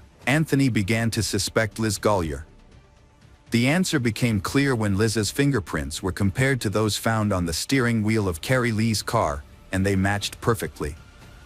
The culprit was revealed. The killer has been here for years without anyone knowing. The case needs to be solved as soon as possible. The police want to catch Liz red-handed, so they plan to frame Liz. The police decide to make up a story about believing Liz, with Amy still being the main suspect. Liz takes the bait. Liz is extremely happy because she can finally get rid of another rival who is hindering Liz's happiness with Dave. Soon after, Liz gives the police an email that she says is from Amy. In the email, Amy admits to kidnapping Carrie Leah and includes many details about the incident. The confession in the email states that Carrie Leah was stabbed in the stomach or chest before being dumped. In addition, the email contains information about Carrie Lee's car and home address that no one else knows. The police say that Liz has provided information that only the real culprit would know. The email messages clearly indicated that the crime had taken place in a car, so the police decided to re-examine Carrie Lee's car. After the police removed the upholstery and fabric, they discovered blood stains belonging to Carrie Leah, who had gone missing. Liz had created fake messages on Carrie Lee's behalf without raising suspicion. According to the investigation, Liz Gollier dated both Dave and a man named Garrett. Garrett lived at the IP address identified as the source of the messages under Carrie Lee's name. When talking to Garrett, the police discovered that he had been in a long-term relationship with Shanana Gollier, known to many as Liz. Garrett had invited Liz to live with his children after a fire. However, their relationship became complicated and strained when they lived together, with Garrett having to care for Liz's children while she was away. Garrett was surprised to hear from police that Liz had spent 40 to 50 hours a week impersonating the missing woman Carrie Leah. Liz's room was a mess, but no significant evidence was found. However, police did find several cell phones and electronic devices in the last room she stayed in. In late December 2016, Shanana Gollier, known as Liz, was charged with first-degree murder. Liz's attorney, James Martin Davis, hopes the case will fail because Carrie Lee's body has not been found, the murder weapon has not been found, and Liz has not pleaded guilty. There is no evidence to prove that Carrie Leah is dead. The defense team decides to hold a new trial, with Liz's guilt decided by a judge. Electronic evidence was presented along with physical evidence. The prosecution asserted that the amount of blood found on the passenger seat of Carrie Lee's car was consistent with Liz's confession. Police analyzed the memory card that Liz had been using when Carrie Leah went missing. The memory card was on Dave's tablet. Police recovered deleted images, including a photo of a human foot with a Chinese symbol tattoo. The foot belonged to a man who had died many years earlier. There was also a tattoo that Carrie Lee's mother identified as Carrie Leah. The photo was used to confirm Liz's guilt. The judge found Shanana Gollier, also known as Liz, guilty of first-degree murder and sentenced her to life in prison without parole. Additionally, Liz was convicted of arson in August 2013, a fire that not only destroyed her home but also killed her pet. Liz was sentenced to an additional 20 years in prison. She is currently incarcerated at the Nebraska Correctional Center for Women and maintains her innocence. Carrie Lee's son Maxwell has followed in his mother's footsteps by becoming a computer programmer. Maxwell graduated from the University of Iowa with a degree in software engineering and data science and is married. Hi everyone, thanks for returning. Let's unravel another perplexing mystery. The case of Nicole Peets. Nicole Peets was born on February 26, 1973 in King County, Washington. Nicole was the only child in her family and her parents divorced when she was in school. During her high school years, Nicole was an active, sociable, athletic girl who was well-liked by many people. She had many friends and enjoyed field trips to the countryside. After graduating from high school, Nicole studied public relations at Western Washington College. At the same time, Nicole was still actively involved in sports. Nicole took a coaching position at a local sports club. Nicole quickly gained the respect of her colleagues, and Nicole attracted many customers to her classes. After graduating from college, Nicole decided to continue her education to improve her management skills. She found a job at a large mobile communications company. Nicole's personality is friendly, sociable, and willing to help people, but few people know that inside she is suffering from a lot of pain and suffering. Nicole's teenage years were severely affected by alcoholism. The divorce of her parents was a huge shock to her fragile psyche. Her rebellious nature and bad friends influenced her, and she began drinking. All of this led to a serious alcoholism that lasted for many years and completely undermined Nicole's physical and mental health. At that time, Nicole's mother, Gail, worked as a flight attendant and was often away from home because of her busy work. Therefore, Gail did not realize the change in Nicole. Nicole lives with her elderly grandmother, who also did not realize that her granddaughter regularly drank alcohol. When the truth was revealed, alcoholism had caused severe damage to Nicole. To help Nicole, Gail, her mother, accompanied Nicole to support her. Gail accompanied Nicole to therapy and alcoholism meetings, helping Nicole open up and overcome her cravings. At that time, Nicole's mother Gail had remarried, and Gail's new husband, Robert, was supportive of his stepdaughter, loving Nicole like his own daughter and believing that Nicole could overcome her alcoholism. Nicole took treatment very seriously. She did not miss a single meeting and quickly overcame her addiction. However, alcohol caused many health problems for Nicole. She had serious problems with her pancreas that required surgery. In addition, her alcoholism at a young age had seriously affected her fertility, making it impossible for Nicole to have children.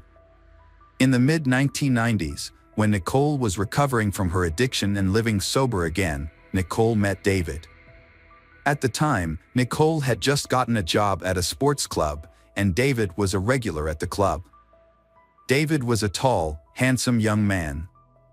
David was immediately attracted to Nicole, an attractive trainer, and David began to show interest in her.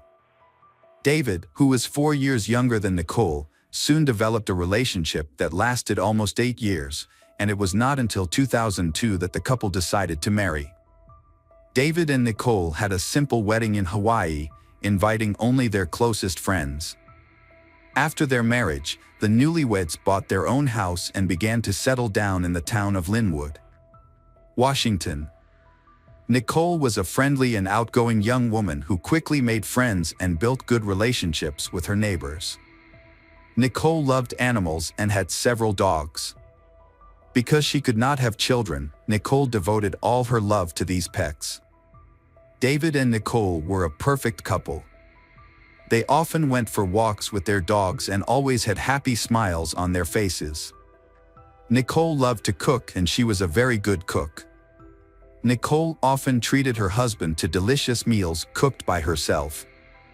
In 2006, just a few days before her 33rd birthday, Nicole mysteriously disappeared. That day, for the first time, she did not attend an Alcoholics Anonymous meeting, where she was the leader and inspiration for the group. Nicole also did not come to work, making her colleagues even more worried. In the evening, her mother, Gail, felt very worried when she could not contact Nicole all day, which had never happened before. Gail called Nicole's husband, David, to find out what was going on. However, David could not contact Nicole either. David said that David and Nicole had argued a little the day before, so when he tried calling Nicole the next day and got no response, he thought that Nicole was still angry with him. David did not rush to find Nicole right away, but waited until the evening to ask for her forgiveness. However, Nicole still did not come home that night. Nicole's family tried to contact her by phone but received no response. They decided to go to the police to report the incident. However, the police did not immediately accept their report because Nicole was an adult and had only been missing for less than a day. It was not until the evening of the second day after Nicole went missing that the police began searching. When Nicole did not appear and her phone was unreachable, the police decided to start searching from where she was last seen, which was her and David's house. However, after investigating, the police did not find any clues or unusual signs that Nicole had been kidnapped or that something had happened to her in that house. And Nicole's car was also missing with her, suggesting that she may have left on her own and did not want to return. Her mother Gail and stepfather Robert did not wait for the police to wait the required time and began the search themselves. They appealed to all concerned through social media to help in the search and share any relevant information about Nicole's location. Nicole's father and mother also took the first flight to Linwood, where they began searching for Nicole themselves, handing out flyers with her photo and asking people who knew her. The police searched for Nicole and her car. They tried to determine the route the car had taken on the day Nicole went missing. But there were no clues. The next morning a man was jogging when he took a shortcut through an area that was very sparsely populated. As he passed through that area, he noticed something strange in the bushes. As he got closer, he realized it was the severely mutilated body of a naked woman. He immediately called the police and reported the incident. The police quickly arrived at the scene. At the scene was the body of a young woman without any clothes on. Based on the number of bruises and scratches, the victim had been brutally beaten. The cause of death was asphyxiation due to strangulation with bare hands. The police suspected that the body was Nicole Peets, who had been missing for several days. When Nicole's mother, Gail, went to the morgue to identify the body, Gail fainted when she saw the body, and her husband, Robert, was also very sad. As for Nicole's husband, David, he did not show any signs of grief. This made everyone around David feel a little suspicious of his reaction. The police continued to search for Nicole's car, hoping to find traces of the killer in the car.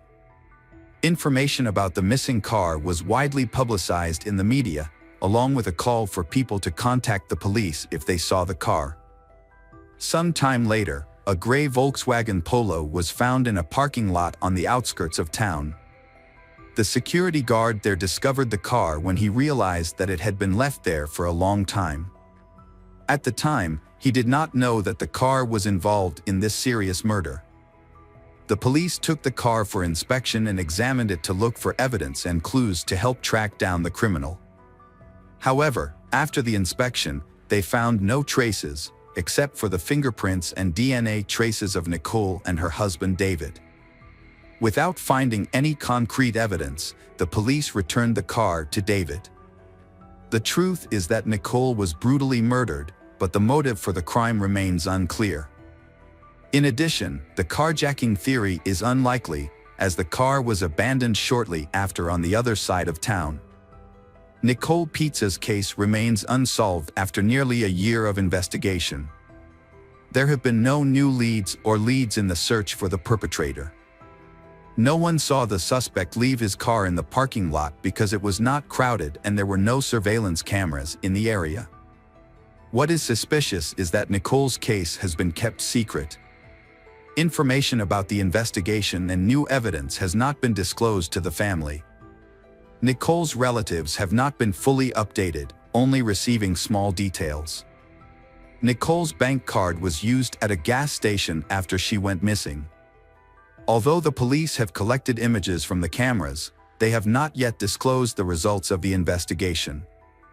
When Nicole's case did not progress and the perpetrator was still at large, Nicole's parents decided to conduct an investigation themselves. They hired a private investigator to gather information, verify some suspicions, and offer a reward for anyone who could provide useful information. The reward was initially $10,000 and later increased to $35,000, but no new leads were found. David initially showed great interest in investigating Nicole's disappearance for the first 6 months. However, after that time, he began to distance himself and had little contact with his in-laws, and David eventually remarried and had children of his own. The news of David's remarriage and children of his own came as a huge shock to Nicole's mother, Gail, because Nicole was unable to have children and was often blamed by David. A grief-stricken Gail repeatedly hinted that the culprit might be her son-in-law. 6 years later, Nicole's case took an unexpected turn. David was arrested as the prime suspect in the case. David did not expect that he himself would be the focus of this investigation. Previously, David had changed his residence and lost contact with Nicole's family, so he thought that the case was over and no one was looking for him. However, David was very surprised when the police raided and arrested him. At that time, David even declared his innocence and was willing to take a lie detector test, but he failed the test. As for the police, they suspected David from the beginning, but lacked concrete evidence. In order to arrest David, the police gathered a lot of evidence to ensure that he was responsible for the crime. In fact, David himself probably thought that he had committed the crime perfectly and would never be discovered. A video from the gas station provided an important clue. Footage of the moment a man paid with Nicole's card showed that the man looked similar to David.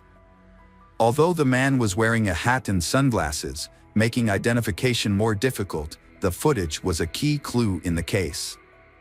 Police also discovered that Nicole was not wearing her wedding ring. Nicole never left the house without it. Initially, police thought the ring had been stolen with other items, but the box containing the ring was later found on a dressing table in Nicole's home. Police discovered a mouth guard in Nicole's mouth during the autopsy. This was a device Nicole had been prescribed shortly before the tragedy, as she suffered from uncontrollable spasms of her chewing muscles due to anxiety, which led to worn enamel and chipped teeth. The presence of this device suggested that Nicole may have been murdered while she was still asleep in her bed. It is possible that David had forgotten that his wife was using a mouth guard because she had only recently started using it. In addition, the police examined the traces left in Nicole's car. Only David's and Nicole's fingerprints were found in the car. No traces of anyone else were found, suggesting that there was no third person involved in the murder. The investigation also shed light on Nicole and David's family situation at the time.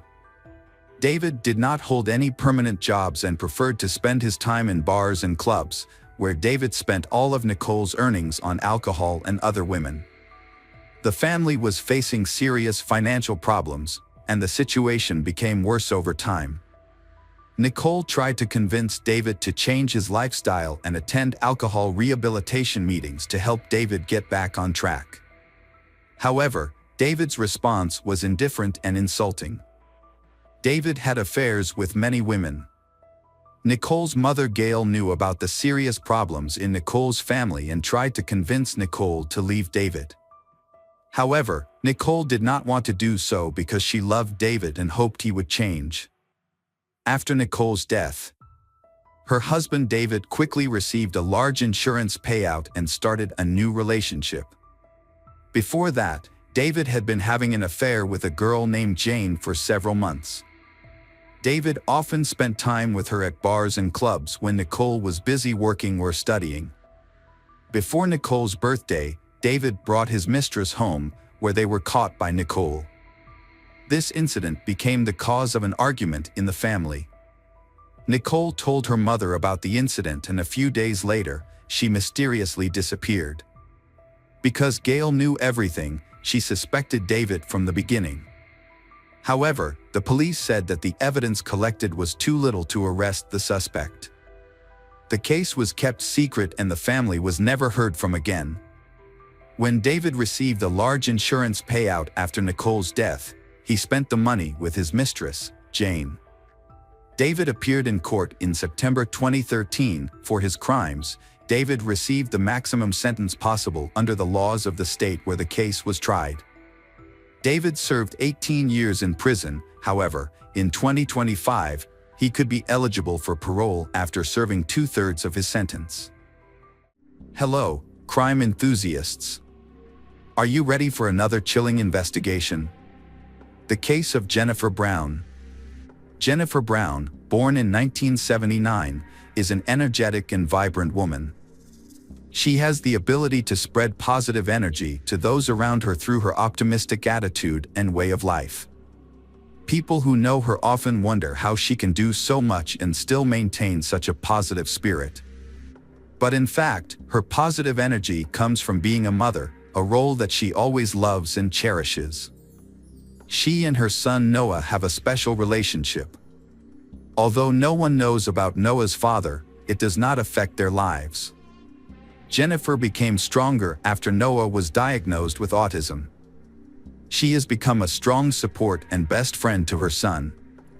The relationship between Jennifer and Noah is known and admired by everyone. They spend a lot of time together, share happy moments and support each other when needed. The small town also loved the family for their cheerfulness and kindness. However, no one could have predicted Jennifer's disappearance. On January 3, 2023, she disappeared without a trace. The next morning, the Limerick Township Police Department received a missing person call from Antonio Blair Watts Richardson, a close friend of Jennifer's. Although it had been less than 24 hours since he last saw or heard her voice, his anxiety was growing. Blair Watts had been trying to contact Jennifer for hours without success. All his attempts went unanswered.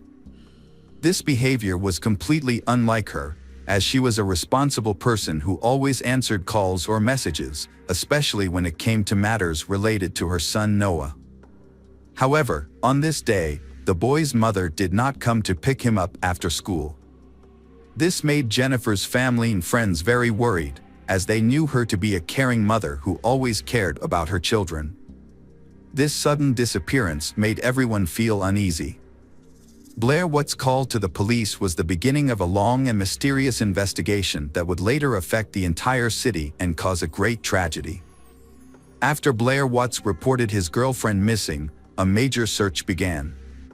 Police, family, and friends joined forces, hoping to find any clues that could shed light on Jennifer's disappearance. Many questions were raised, and the main one was what could have caused this caring mother to abandon her son without any explanation. At 4 p.m. that afternoon, Officer Stephen Crawford of the Limerick Township Police Department arrived at Jennifer's family home to investigate the situation. Upon arrival, Officer Stephen found Jennifer's car still parked on the front porch. Upon entering the home, he discovered that her keys, wallet, and tablet were still inside the home. However, Jennifer's cell phone was nowhere to be found. During further investigation, police discovered that Jennifer's phone had been turned off at 7 a.m. on January 4th and had not been located since. The phone's last recorded location was near Lewis Road and Ridge Pike in Limerick Township. This discovery was a serious sign in the investigation, suggesting that something terrible might have happened to Jennifer. Young Jennifer Brown is missing and the police have begun an investigation. Investigators have questioned her family, friends, and neighbors, hoping to find information about her disappearance. However, no one has been able to provide useful information. Aunt Diane Bram and Jennifer's friends Tiffany Barron and Blair Watts are convinced that Jennifer would never have left alone. The reason is that she could not leave her son. She was a loving and devoted mother. All efforts by authorities and volunteers have been fruitless. They have not found any trace or clues to Jennifer's whereabouts. Her loved ones have appealed to the public through the media for information about her disappearance. A reward has been offered, but to no avail. Jennifer Brown's disappearance has left both investigators and her family with many questions and concerns. The police investigation has begun to examine every detail of the day she went missing. Blair Watts, the last close friend to see Jennifer alive, has come forward to share her story. On a typical January afternoon, Jennifer and Blair Watts chatted intimately in the warm living room about life, future plans, and their children. The two families' children often played together, and Jennifer asked Blair to pick up Noah from school so they could enjoy the evening together. This was normal for them because they were close friends. However, the next day, when Blair Watts went to pick up Noah from school, things took a strange turn. Noah was behaving erratically and the teachers were worried.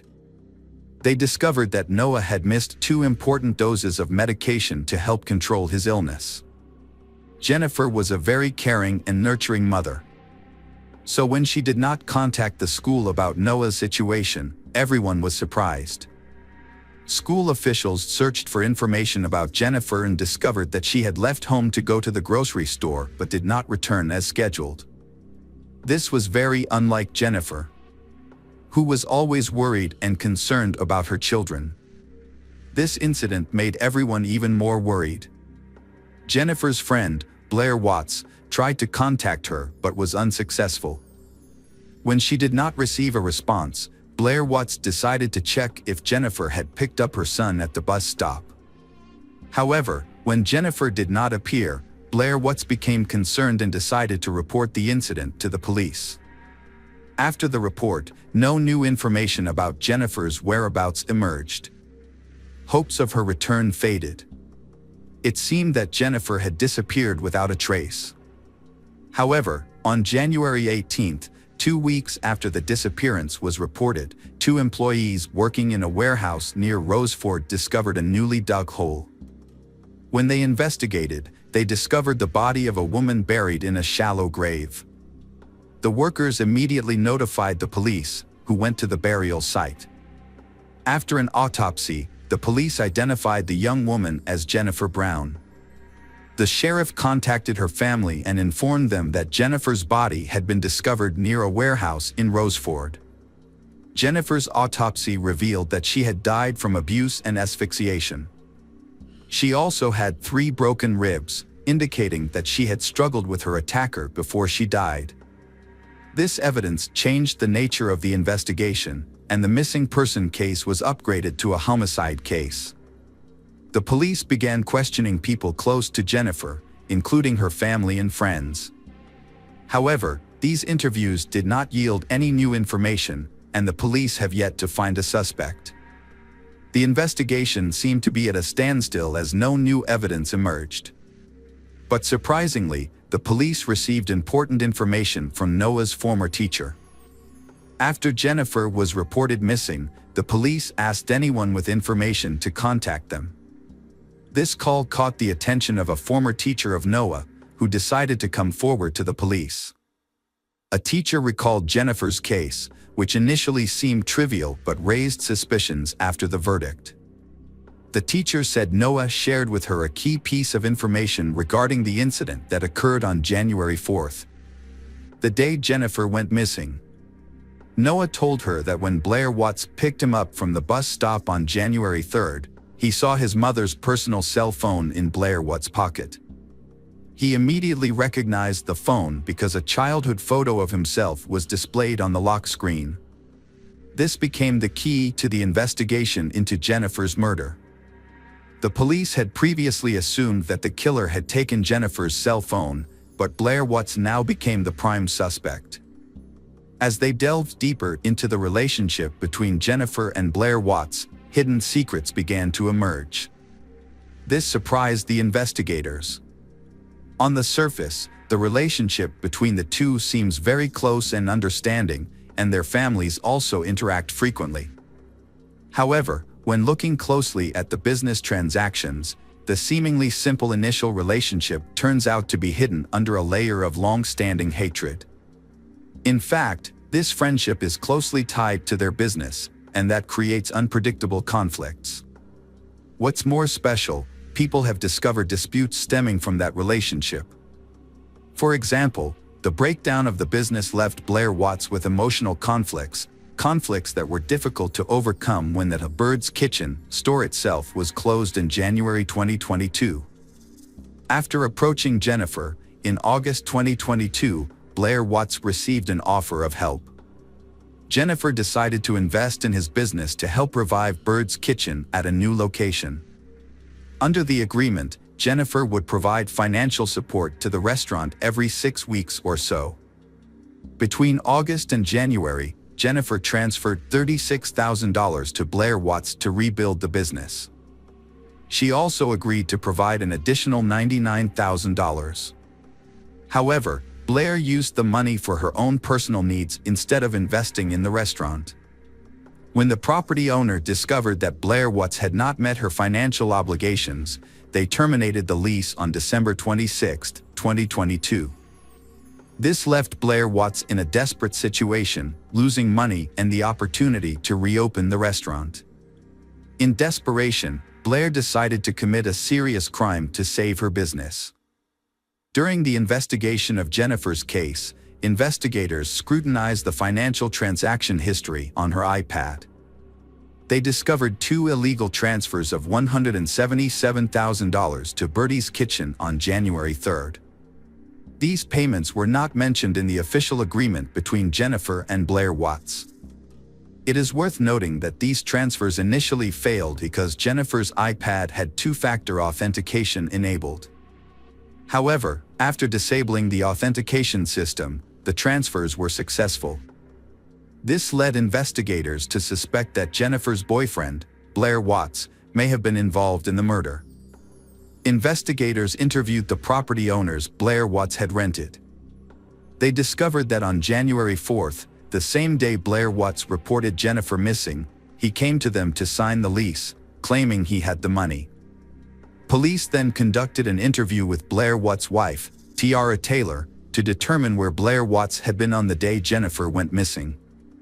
Tiara said Blair Watts had visited Jennifer's family on January 3rd and did not return home until early the next morning.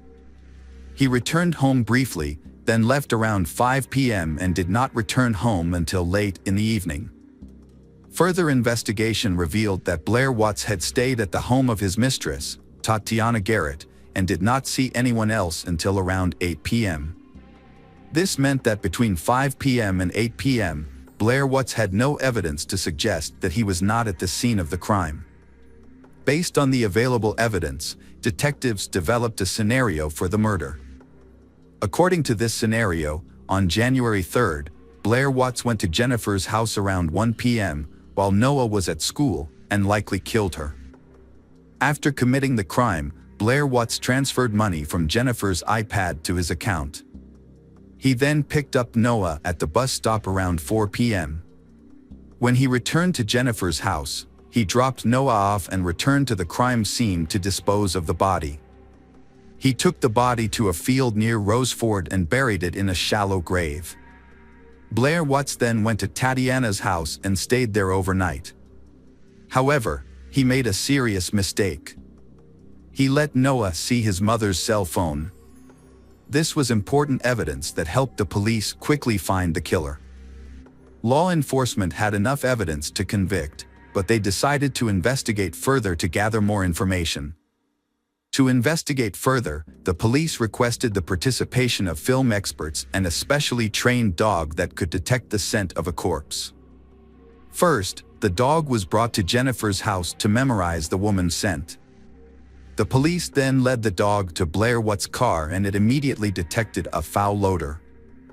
This was the final key piece of evidence that solidified detectives' belief that Blair Watts was involved in the murder. On February 8th, after months of investigation, Blair Watts was arrested and charged with aggravated murder, and burglary. He is currently being held in the Montgomery County Correctional Facility without bail, awaiting a preliminary hearing. When Jennifer's friends and family found out she was dead, they were shocked and heartbroken. But what made them even more heartbroken was that the killer was someone they knew and trusted. Now that Blair Watts has been arrested and brought to trial, they can finally rest easy knowing that justice has been served. Tiffany Barron, a friend of Jennifer's, spoke on behalf of the family. In an interview, she expressed her feelings. She still dreams about Jennifer. Jennifer's son, Noah, keeps asking about his mother and she doesn't know how to answer. If Blair Watts is convicted after the investigation and trial, he will spend the rest of his life in prison. The case was solved thanks to the keen observation of Jennifer's 8-year-old son. He discovered Blair Watts' mistake, helped solve the case and punish the culprit. Mystery lovers. Today's case is going to keep you on the edge of your seat. The case of Summer Baldwin. Summer Baldwin is a young girl born in 1976 in Washington. She is known for her friendly, kind and open personality. A good student with many friends, Summer dreams of becoming an actress after graduating from high school. However, that dream did not come true. After enrolling in community college, Summer had difficulty in studying at university. At the invitation of her friends, she decided to move to Lubbock, Texas, to change her life and seek new opportunities. Summer's life began to decline. She gradually became addicted to alcohol and illegal drugs without seeking help from her family. Her addiction got worse over time, leading to her losing her job and associating with people with criminal records. Her dream of becoming an actress was shattered. She eventually had to work as a prostitute to support herself. Meanwhile, Summer's parents, unaware of their daughter's problems and believing she was living a successful life, were devastated when they received news of her tragic death in September 2005. There is little information about Summer's friends or where she frequented. However, there is one important piece of information to note. Just a few months before her death, Summer was a key witness in a major federal counterfeiting case. This suggests that her murder may have been gang-related and possibly premeditated.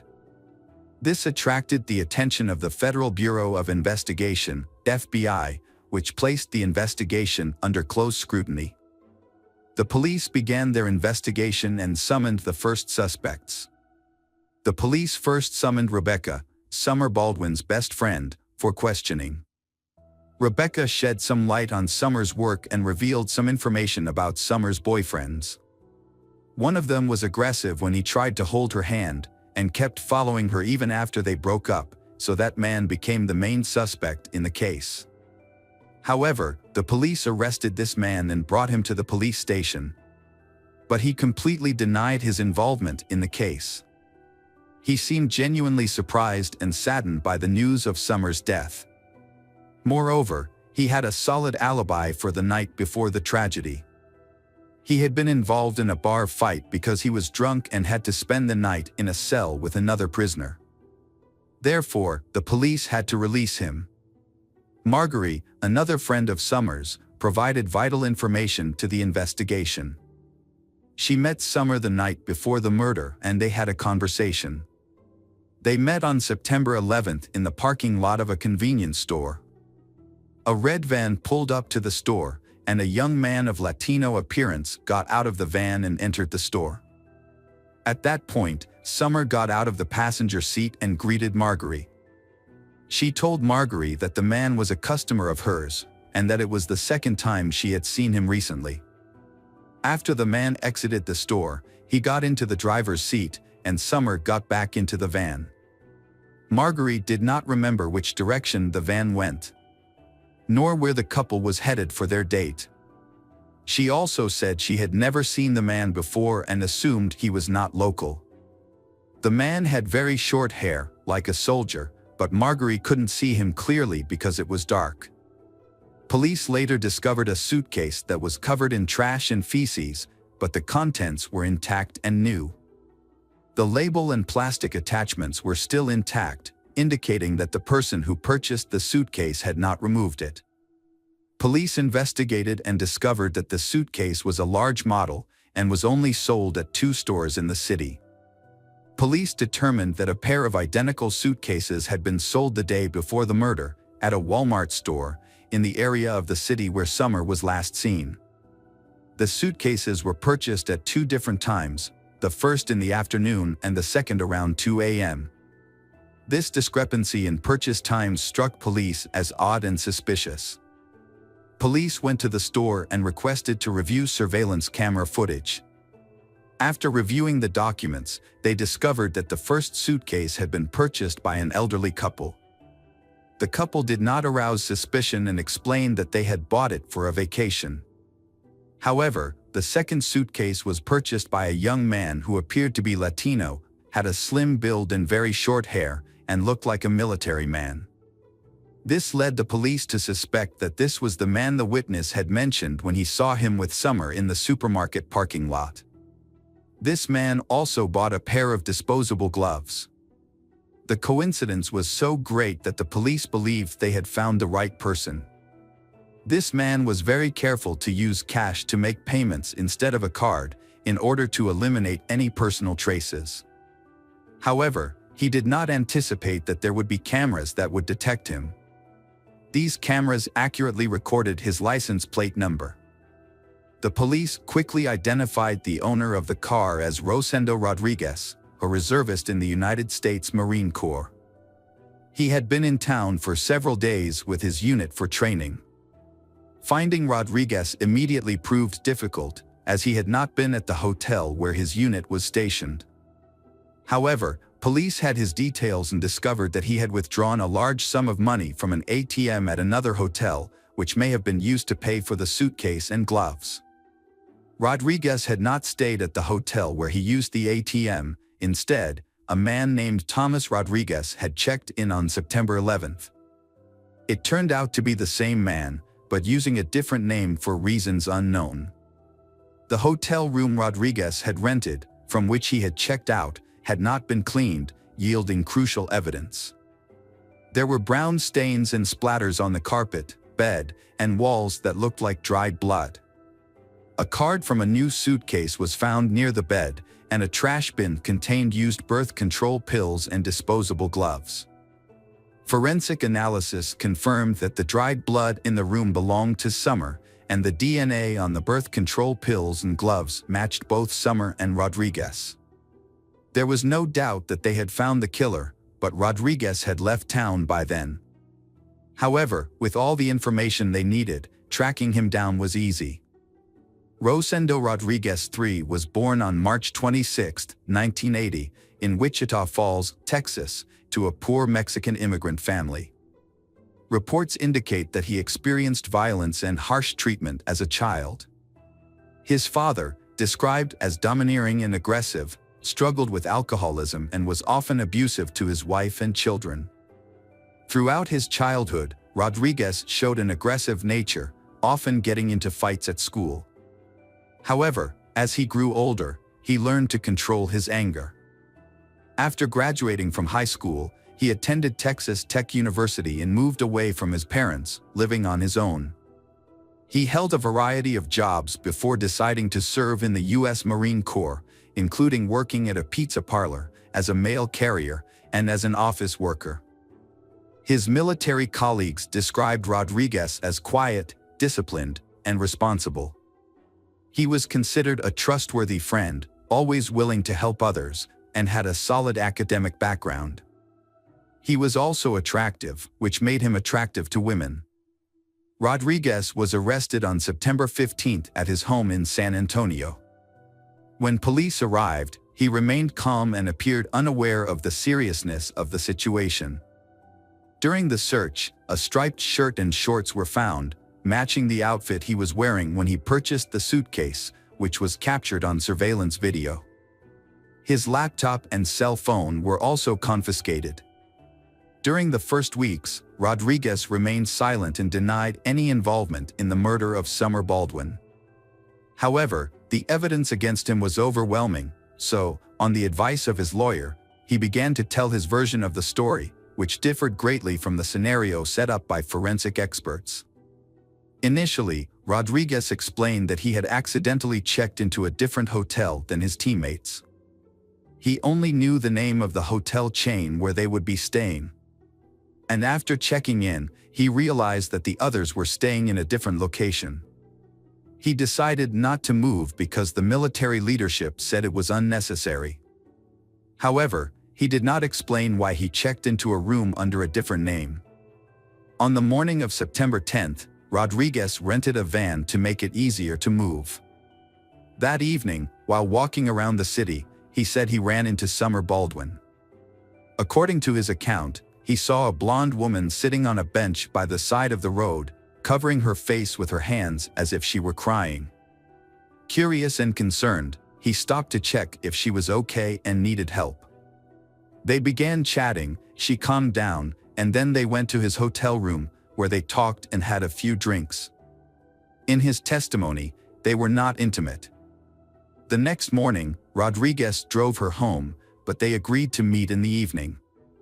He picked her up at the same location around 9 p.m. and went to a supermarket where Summer met her friend Marjorie. They then returned to the hotel, where Rodriguez said there was consensual intimacy between them. However, Rodriguez later said that Summer became aggressive and demanded money, which surprised him because he did not realize he was seeing a prostitute. And Summer's demand for money made him feel threatened. He disarmed her and punched her in the face, causing her nose to bleed. Rodriguez claimed that he had no intention of harming Summer and that his actions were in self-defense. However, just a few minutes later, Summer collapsed on the bed, convulsing and foaming at the mouth. Rodriguez said that he tried to help her, but was unable to perform CPR due to the blood and foam on her face. After a minute, Summer stopped breathing and Rodriguez realized that she was dead. He became panicked and took several actions to cover up the incident. Rodriguez went to a nearby store, bought a suitcase and gloves, then returned to the hotel, put Summer's body in the suitcase and threw it in the trash. He knew that the suitcase would be taken to the landfill the next morning. Rodriguez then checked out of the hotel, returned the rental car and drove home to San Antonio, trying to pretend that nothing had happened. However, investigators found several inconsistencies in Rodriguez's testimony that suggested he had lied. One of the key pieces of evidence was the testimony of Marguerite, who met Summer in the parking lot on the night of the murder. Marguerite claimed that Summer made it clear to her that the man was her client, with whom they had previously had a paid encounter. Rodriguez claimed that everything between them was consensual, but evidence on Summer's body suggested that she had been taken advantage of. It is possible that their first night together was consensual, which is why Summer agreed to meet Rodriguez again. However, Rodriguez's testimony that he only hit Summer once in the face to calm her down does not appear to be true. The autopsy revealed approximately 30 new bruises on Summer's head and body on the night of the murder, along with several stab wounds. This suggests that Rodriguez used violence against Summer. Additionally, the fact that Summer was still alive when Rodriguez stuffed her into the suitcase contradicts his testimony that she was dead. Another notable point is that during the investigation at Rodriguez's home, police seized his laptop. When they reviewed his search history, they discovered that Rodriguez had been actively searching for information about Summer, whether the police were looking for her, and whether her body had been found in a dumpster. It is worth noting that Rodriguez also frequently searched for information about Joanna Catherine Rogers, a 16-year-old girl from Lubbock who had gone missing a year and a half earlier. When authorities offered Rodriguez a plea deal in exchange for information about Joanna's fate, he reluctantly accepted and told his story. He said he met Joanna, a high school student in Lubbock, in late April 2004. After several meetings, they went to his hotel room on May 4th. An argument over money ensued, along with threats of a rape lawsuit. Meanwhile, Rodriguez gagged Joanna to keep her quiet, but this action inadvertently caused her death. He then put the body in his suitcase and threw it in the trash to dispose of it. Rodriguez initially confessed to these actions but later recanted, claiming he was coerced. To strengthen the case, the police conducted a large search of the city's landfill in search of Joanna's body. More than a year later, they found a suitcase containing Joanna's body. Although the body was badly decomposed, DNA testing confirmed the identity of the body. The evidence gathered allowed the authorities to charge Rodriguez as a serial killer with heinous crimes and a consistent modus operandi. The trial, sentencing, and execution followed. Despite the overwhelming evidence of guilt and the severity of the case, Rodriguez continued to hope to avoid the death penalty until the very end. However, the court made a different decision due to newly discovered information. The victim, Summer Baldwin, was 3 months pregnant at the time of her death. This aggravating factor led to the court finding Rodriguez guilty of first-degree murder and sentencing him to death by lethal injection. Rodriguez and his attorney appealed several times, but were all rejected. On March 27, 2018, nearly 10 years after his conviction, Rosendo Rodriguez was executed at the Huntsville prison in Texas.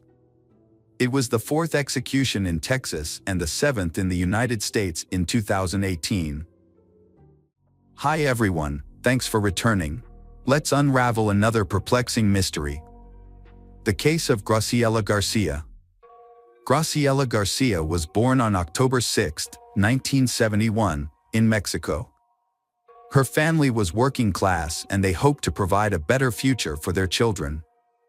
As a result, her parents decided to move to the United States and eventually settled in Hermiston, Oregon. Graciela was too young to remember the hardships of the move. She attended Umatilla High School, a low-cost school where 66% of the student body was Hispanic. Graciela made friends easily and stood out with her outgoing. She later studied business at Blue Mountain College.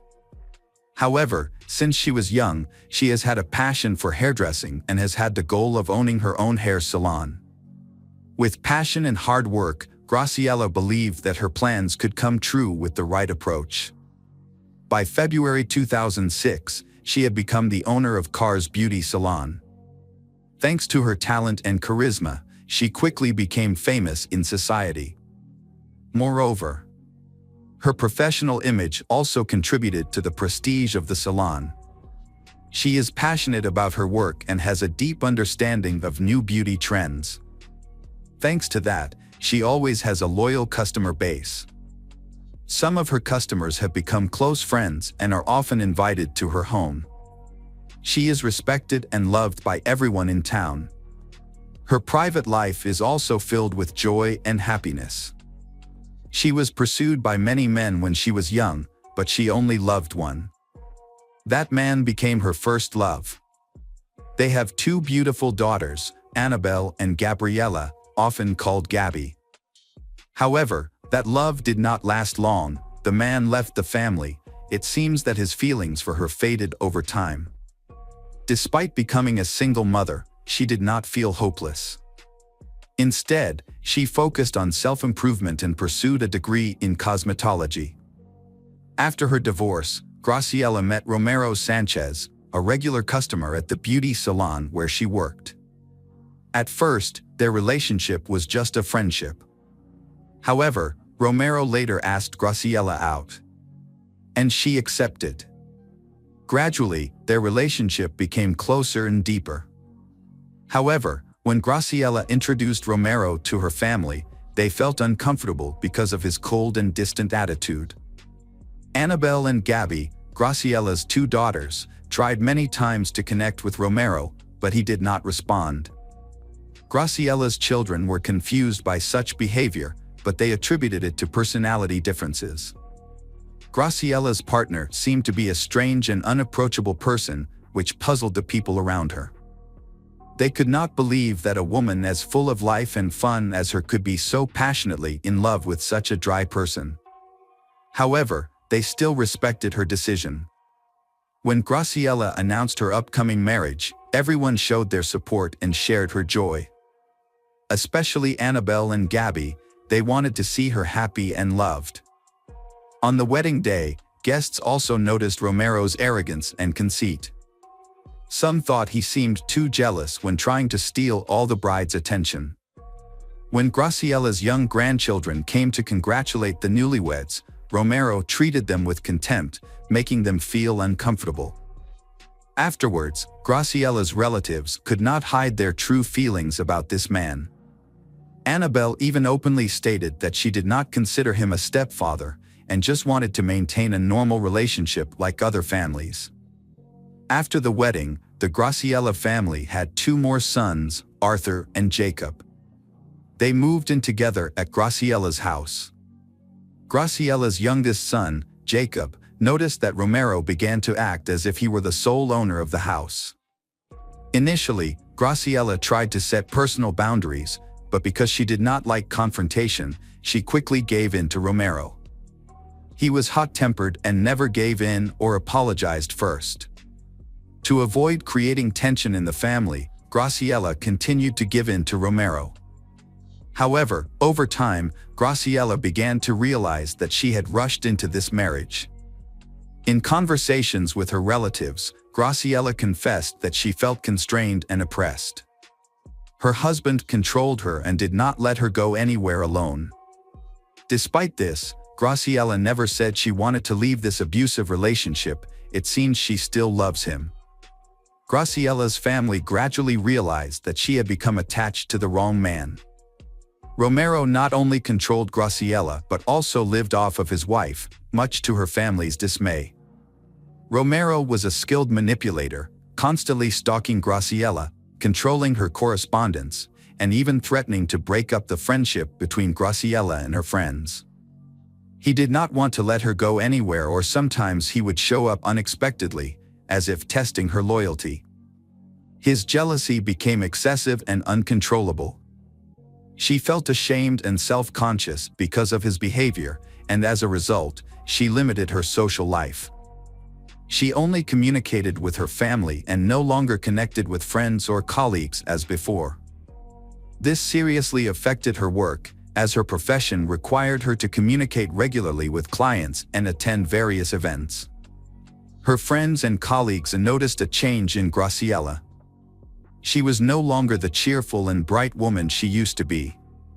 She looked sad and tired, and she was clearly unhappy.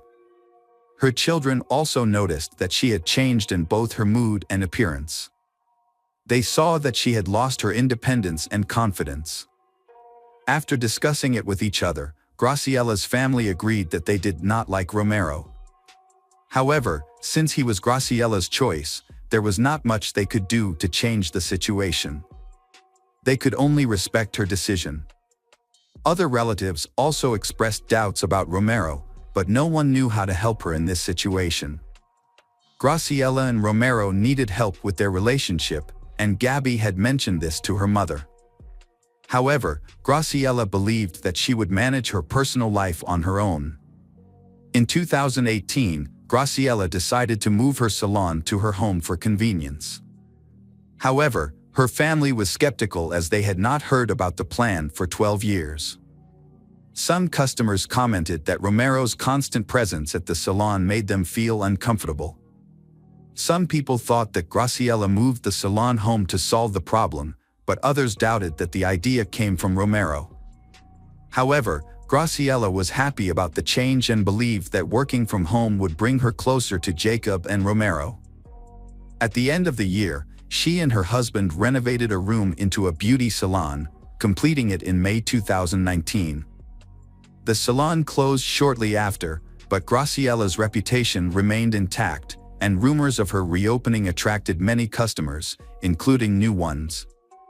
Graciela was delighted with her career success, but became increasingly secretive about her personal life. However, after 17 years of marriage, Graciela and Romero decided to separate. Romero always kept in touch with their children and saw them regularly. Graciela and her ex-husband shared custody of their youngest son, while the other children were grown and living on their own, but they still kept in regular contact with their family and participated in family activities. Graciela went through the divorce with a calm and optimistic attitude. After the divorce, Graciela focused on developing her beauty salon and spent her free time taking care of her family and close friends. On the morning of November 9, 2019, Romero visited Graciela's eldest daughter, Annabelle, and reported Graciela missing. According to Romero, Graciela and he had been together the night before.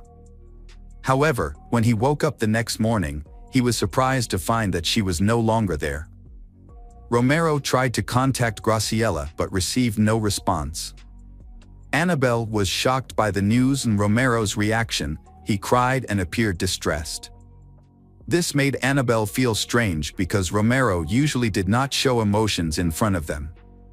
Romero also said that Graciela had been acting strangely recently, even hinting that she might have found another man in her life. Annabelle felt that Romero's words were insincere and his tears seemed fake, which made her start to doubt his behavior and worry about her mother.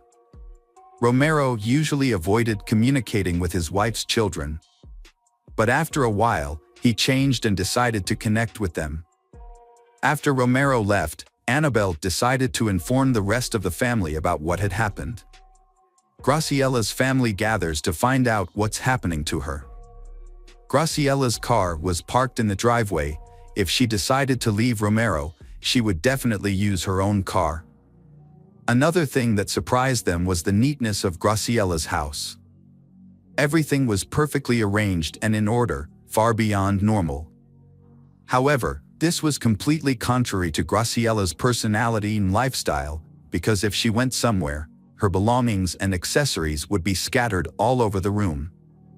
Normally, Graciella would spend a lot of time in front of the mirror choosing her outfit for the day. However, the fact that she went out without any jewelry worried the whole family, and they wondered why. As she walked around the house, Gabby noticed something strange. The large blanket had been put in the washing machine, something her mother never did. The blanket was too heavy and someone else had washed it, apparently Romero, which made Gabby suspicious. Romero did not explain this, saying that he did not pay attention to such details. But then people realized that several important items were missing from the house, including Graciella's passport, driver's license, and cell phone. This raised further suspicions about Romero's actions. On November 11th, Annabelle contacted law enforcement at the police station and discovered something surprising.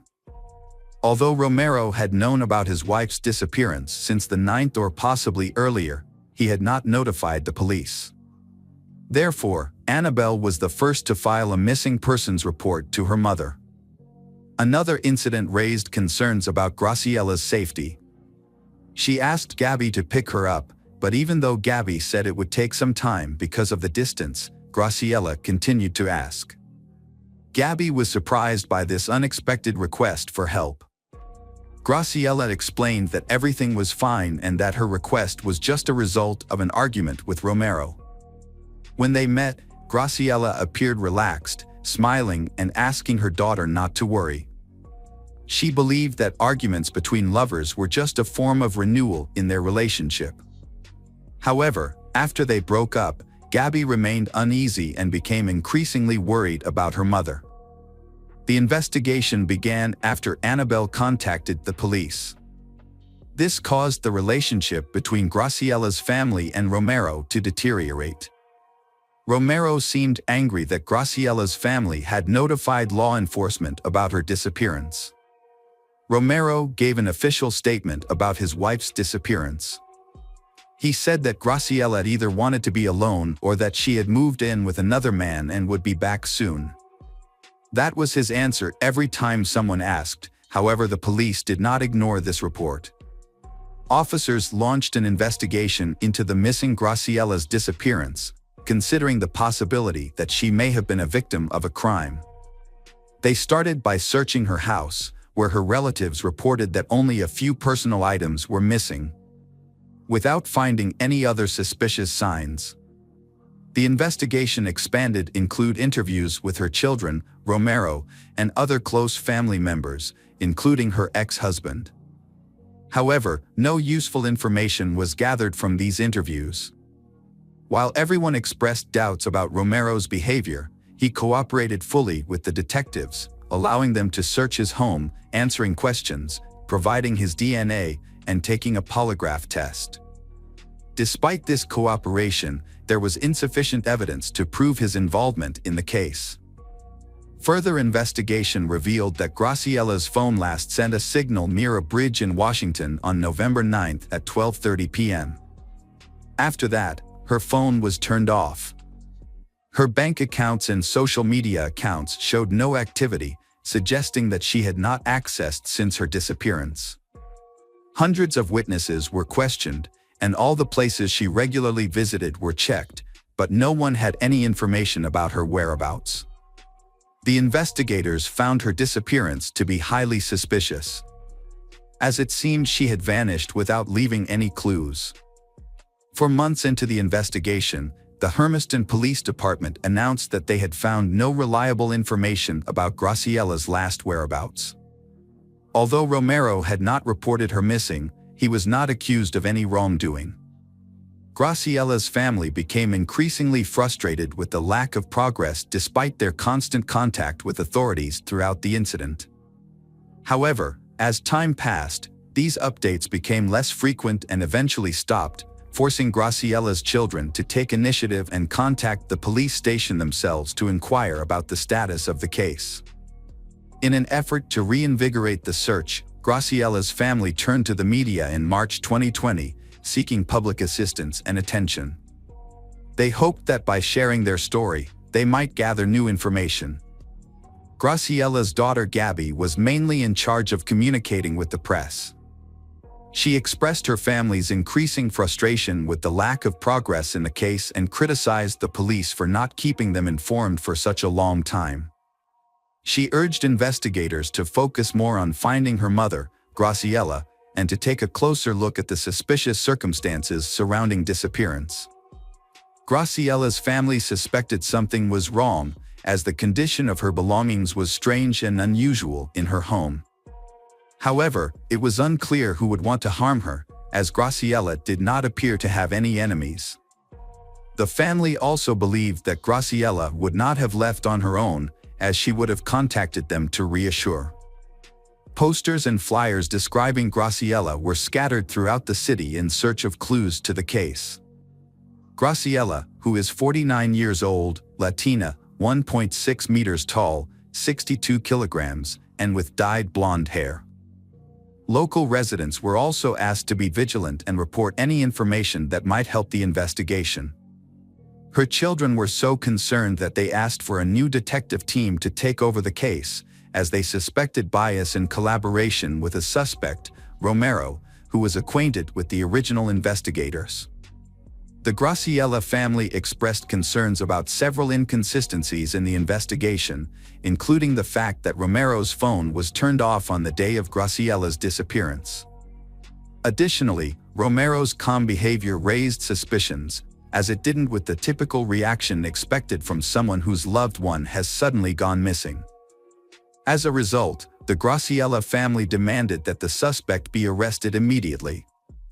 Police Chief Jason Edmiston responded to allegations surrounding Graciella's disappearance, confirming that her case is being treated as suspicious and possibly involving foul play. However, he emphasized that this is just one theory and that the investigation remains impartial, driven by evidence. Edmiston also dismissed claims of social connections between Romero and law enforcement as baseless. Edmiston noted that the spread of misinformation has hindered the investigation. Certain information must be kept confidential, and authorities have sought assistance from the FBI. The police chief expressed frustration over public criticism of the police's actions. Separately, Gabby organized a fundraiser to hire a private detective, a move seen as a critique of the police's handling of the investigation. This perceived criticism suggested that the police were not doing enough to find Graciella. 1 year after Graciella disappeared, her family organized a memorial gathering. Here, friends and people who knew her shared stories about her lively and cheerful personality. They prayed for her safe return, lit candles, and later placed signs outside the police station, urging authorities to continue the search for Graciella Garcia. In September 2023, a major development in the case occurred when Romero Sanchez was severely injured in an attack and that required surgery. There was speculation that the shooter was Mason Garcia, Graciella's brother. The attack suggests that Graciella's family had become frustrated with the lack of progress in the investigation and took matters into their own hands, potentially leading to further tragedy. The disappearance of Graciella Garcia remains an unsolved mystery, leaving her family in a state of agonizing. This has significantly affected the health and mental well-being of her family. Living without knowing what happened to a loved one can be more challenging than coping with a confirmed loss. It remains unknown whether Graciella is alive or not. Her children continue to hope that the truth will soon be revealed and justice will be served to the criminals. Hello, crime enthusiasts. Are you ready for another chilling investigation? The case of Kimberly Antonakis. Kimberly Antonakis was born in 1974 in New York, USA. She was the only child in her family. Although she grew up in love and wealth, her father, Thomas, founded his own computer company. When Kimberly was young, her parents divorced. Kimberly left to live with her mother, and she still kept in touch with her father. Her father Thomas spent weekends taking Kimberly out and spending all his free time with her. When Kimberly's mother found a new man and decided to move to Florida, she was faced with a difficult choice: to stay with her mother or her father. Since she did not want to leave her familiar environment, Kimberly decided to live with her father Thomas. Kim began living with Thomas. Kimberly grew up to be a well-behaved and sociable child. Over the years, Kimberly became a beautiful and humorous girl. In 1994, Kimberly began attending the College of Staten Island. At that time, she informed her father that she felt she was old enough to live on her own.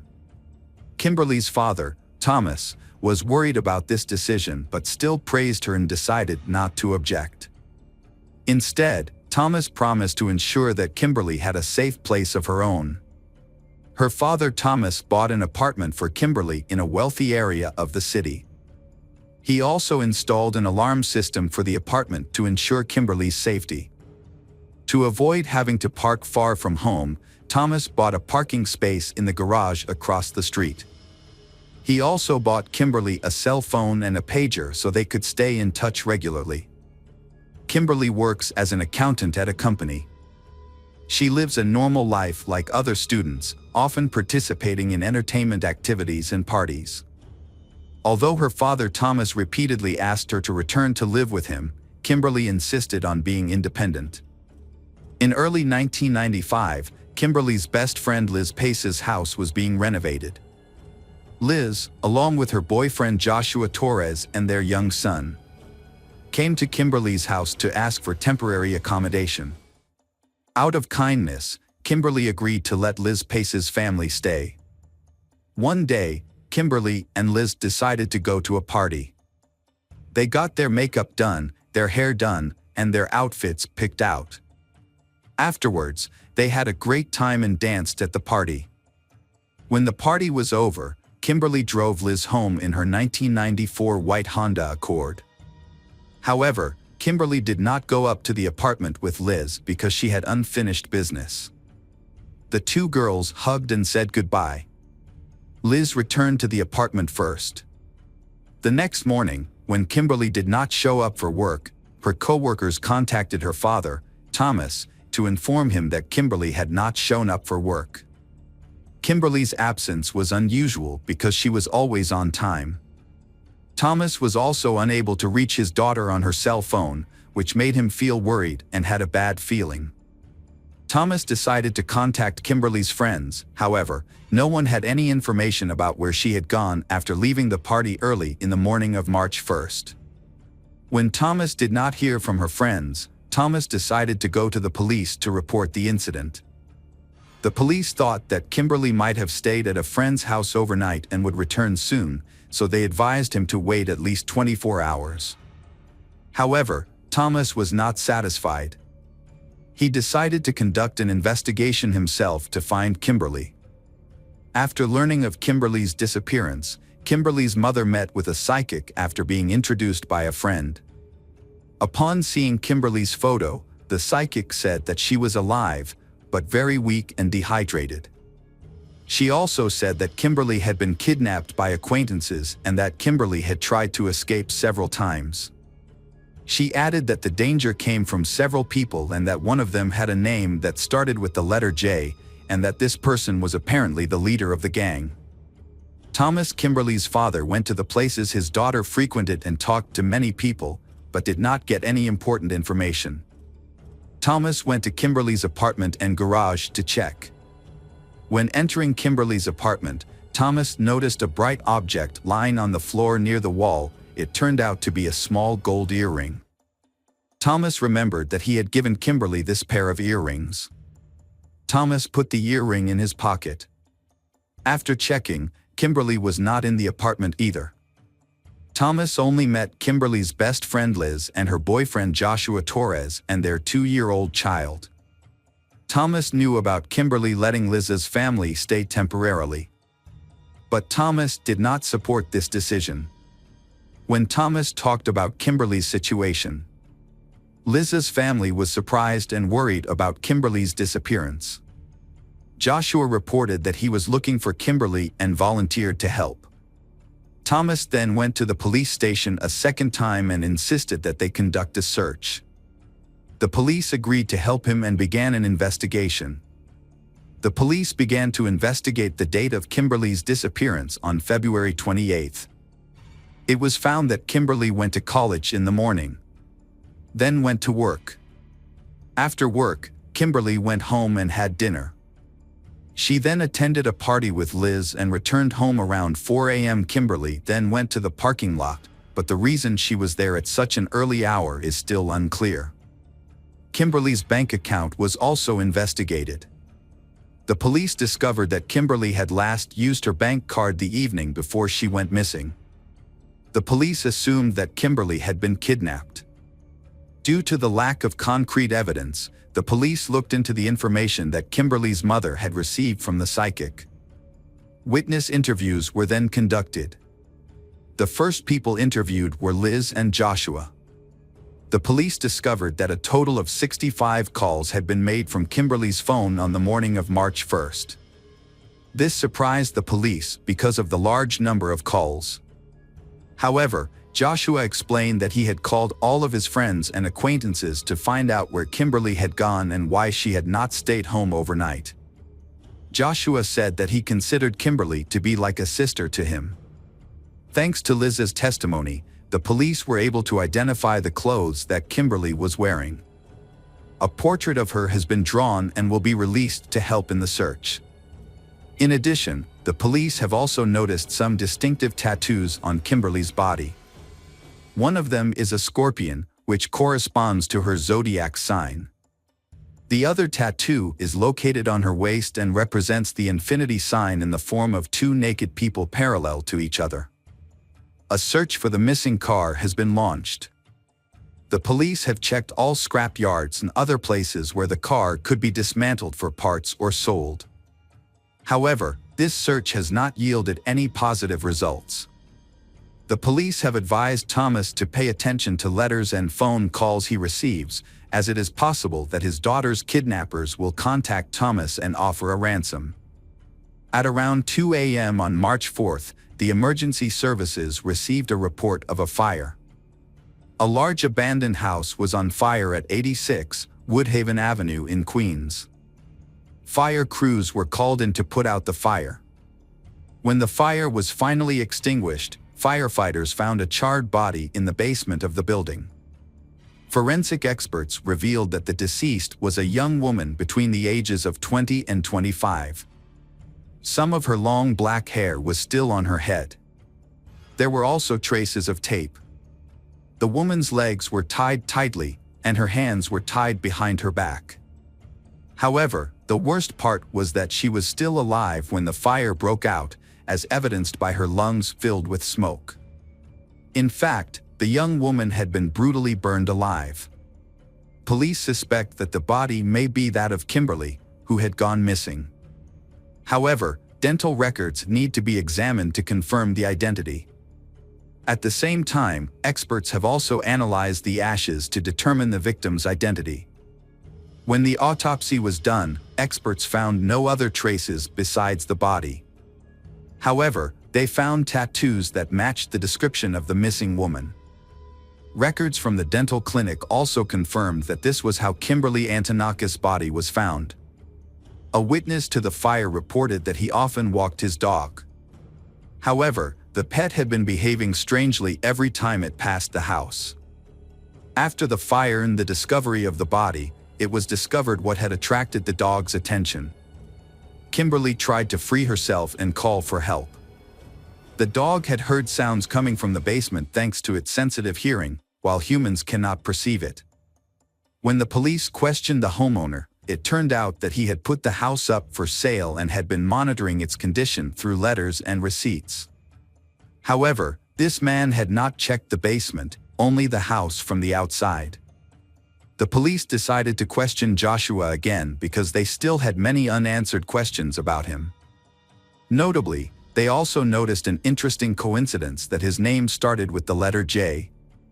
This time, Joshua revealed to them about a friend who had not been contacted on the day Kimberly went missing. It was a young Russian man nicknamed Psycho who had a romantic relationship with Kimberly.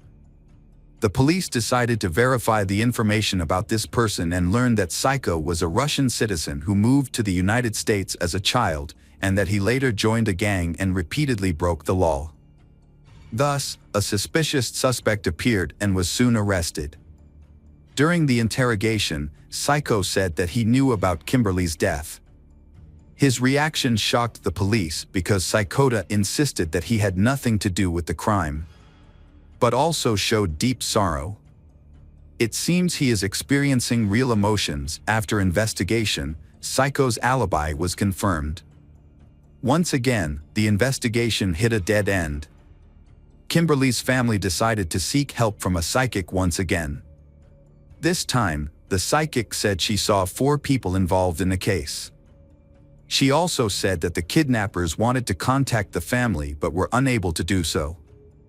The abduction initially showed no signs of a tragic ending. Thomas then announced a $10,000 reward for anyone who could provide information leading to the arrest of the perpetrators. Thomas could not forget the psychic's words. He began to think about what she had said about the kidnappers wanting to contact the family. He wondered what that meant and what was stopping them from doing so.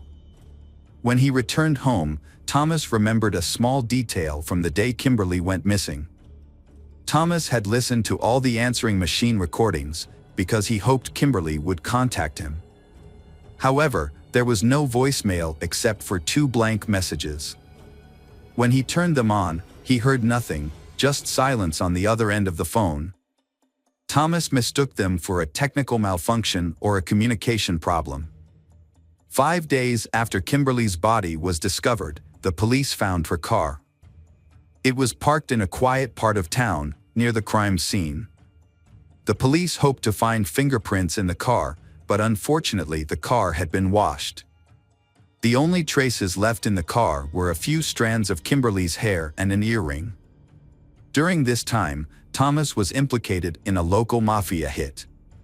Some members of Thomas's crew even blamed him for their daughter's death, as if Thomas's dark actions had caused Kimberly's troubles.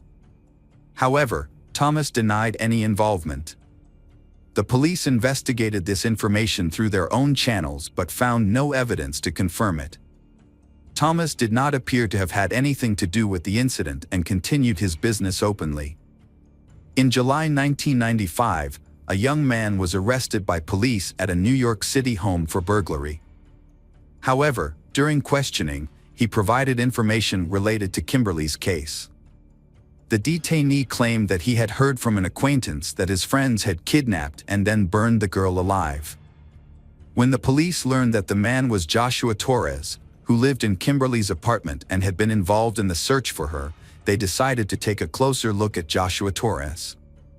Joshua was asked to come in for questioning and he denied any involvement in the incident. However, during a lengthy conversation, he made a confession. Joshua said that if he had really been the kidnapper, he would have fed Kimberly. This intrigued the police because there was no information given that Kimberly had died of hunger, thirst, or cold. Only the police knew this information. The police needed more evidence to clear up the case. After investigating, they discovered that Joshua Torres had a criminal record. Furthermore, he had no job and was living off Liz. Meanwhile, Liz worked to support both of them. Joshua took care of the child and had free time to secretly plan the crime. Joshua followed Kimberly and learned her habits, and kidnapped Kimberly and hid her in an abandoned house. But surprisingly, Joshua did not ask for ransom. During the investigation, the calls Joshua made that morning were analyzed. The results showed that Joshua had lied when he said he called Kimberly's friends and acquaintances. But when checked, most of the phone numbers were from random people who had nothing to do with Kimberly. When checking Joshua's pager data, the police discovered that Joshua had sent several strange messages on March 1st. These evidences gradually closed the circle around Joshua Torres. Finally, the police had a solid lead to arrest Joshua. When the police told Joshua that they no longer considered Kimberly's ex-boyfriend a suspect, Joshua changed his story. Joshua said that he suspected his friends of murdering Kimberly. Joshua confessed to assisting in the kidnapping. Joshua said he did not think Joshua's accomplices would decide to kill Kimberly. According to Joshua, they only wanted to demand ransom and release Kimberly, but the plan failed. When the kidnappers could not contact Thomas, even recorded a ransom message. However, for some reason, the recording was not saved on the answering machine. The kidnappers were angry that Thomas did not respond. The kidnappers were scared because the psychic said that the suspect's name began with the letter J. This information was released to the media and broadcast on TV. After speaking with the police, Joshua was released on bail and then disappeared. At the same time, Joshua's accuser, Jose, was shot in the back of the head while he was with his wife. Jose's wife later admitted to the police that her husband did not trust Joshua, used a tape recorder when talking to Joshua, and wanted to expose him.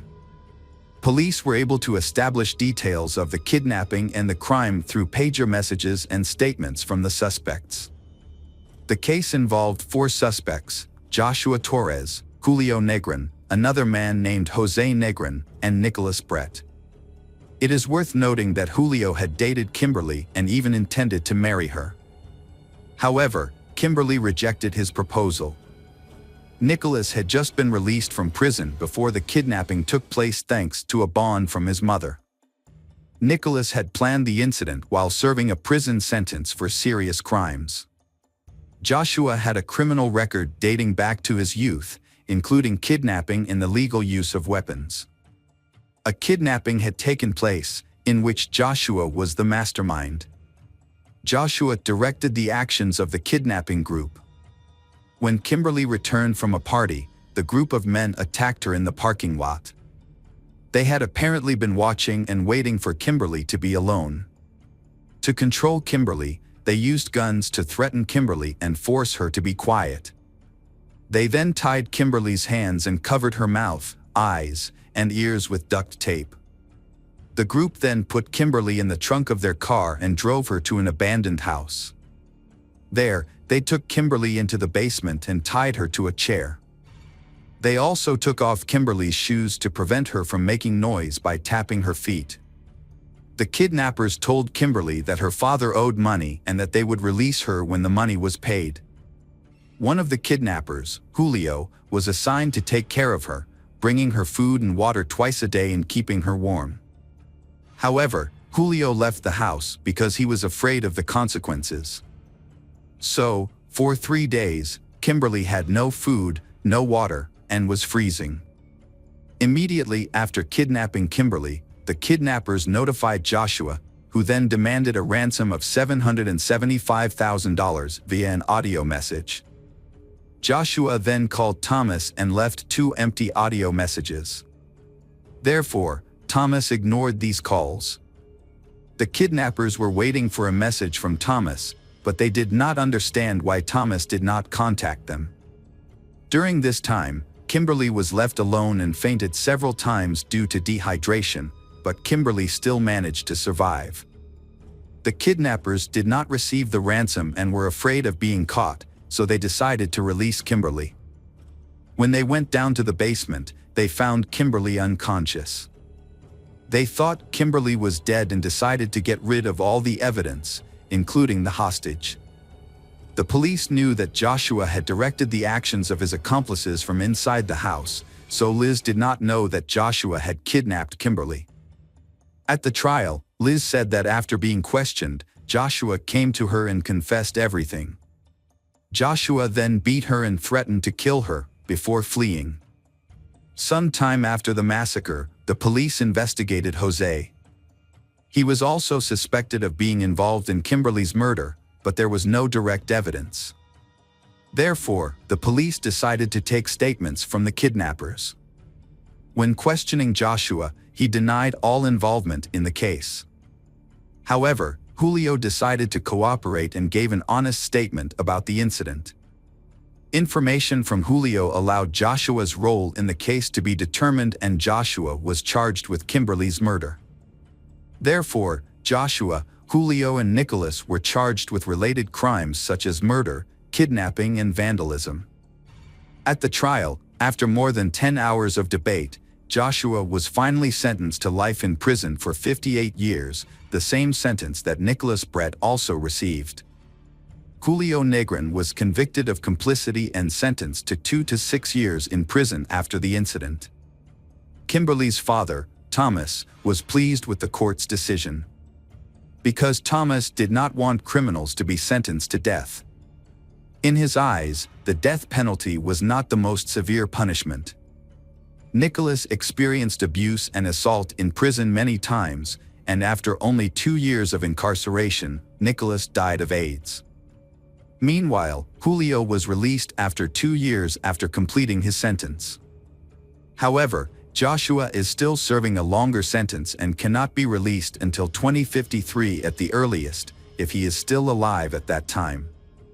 In 2005, Thomas died of cancer. His family believes that Kimberly's death caused Thomas a lot of stress, and that cancer was part of that. The life of Kimberly Antonakos, a beautiful girl, ended suddenly and tragically.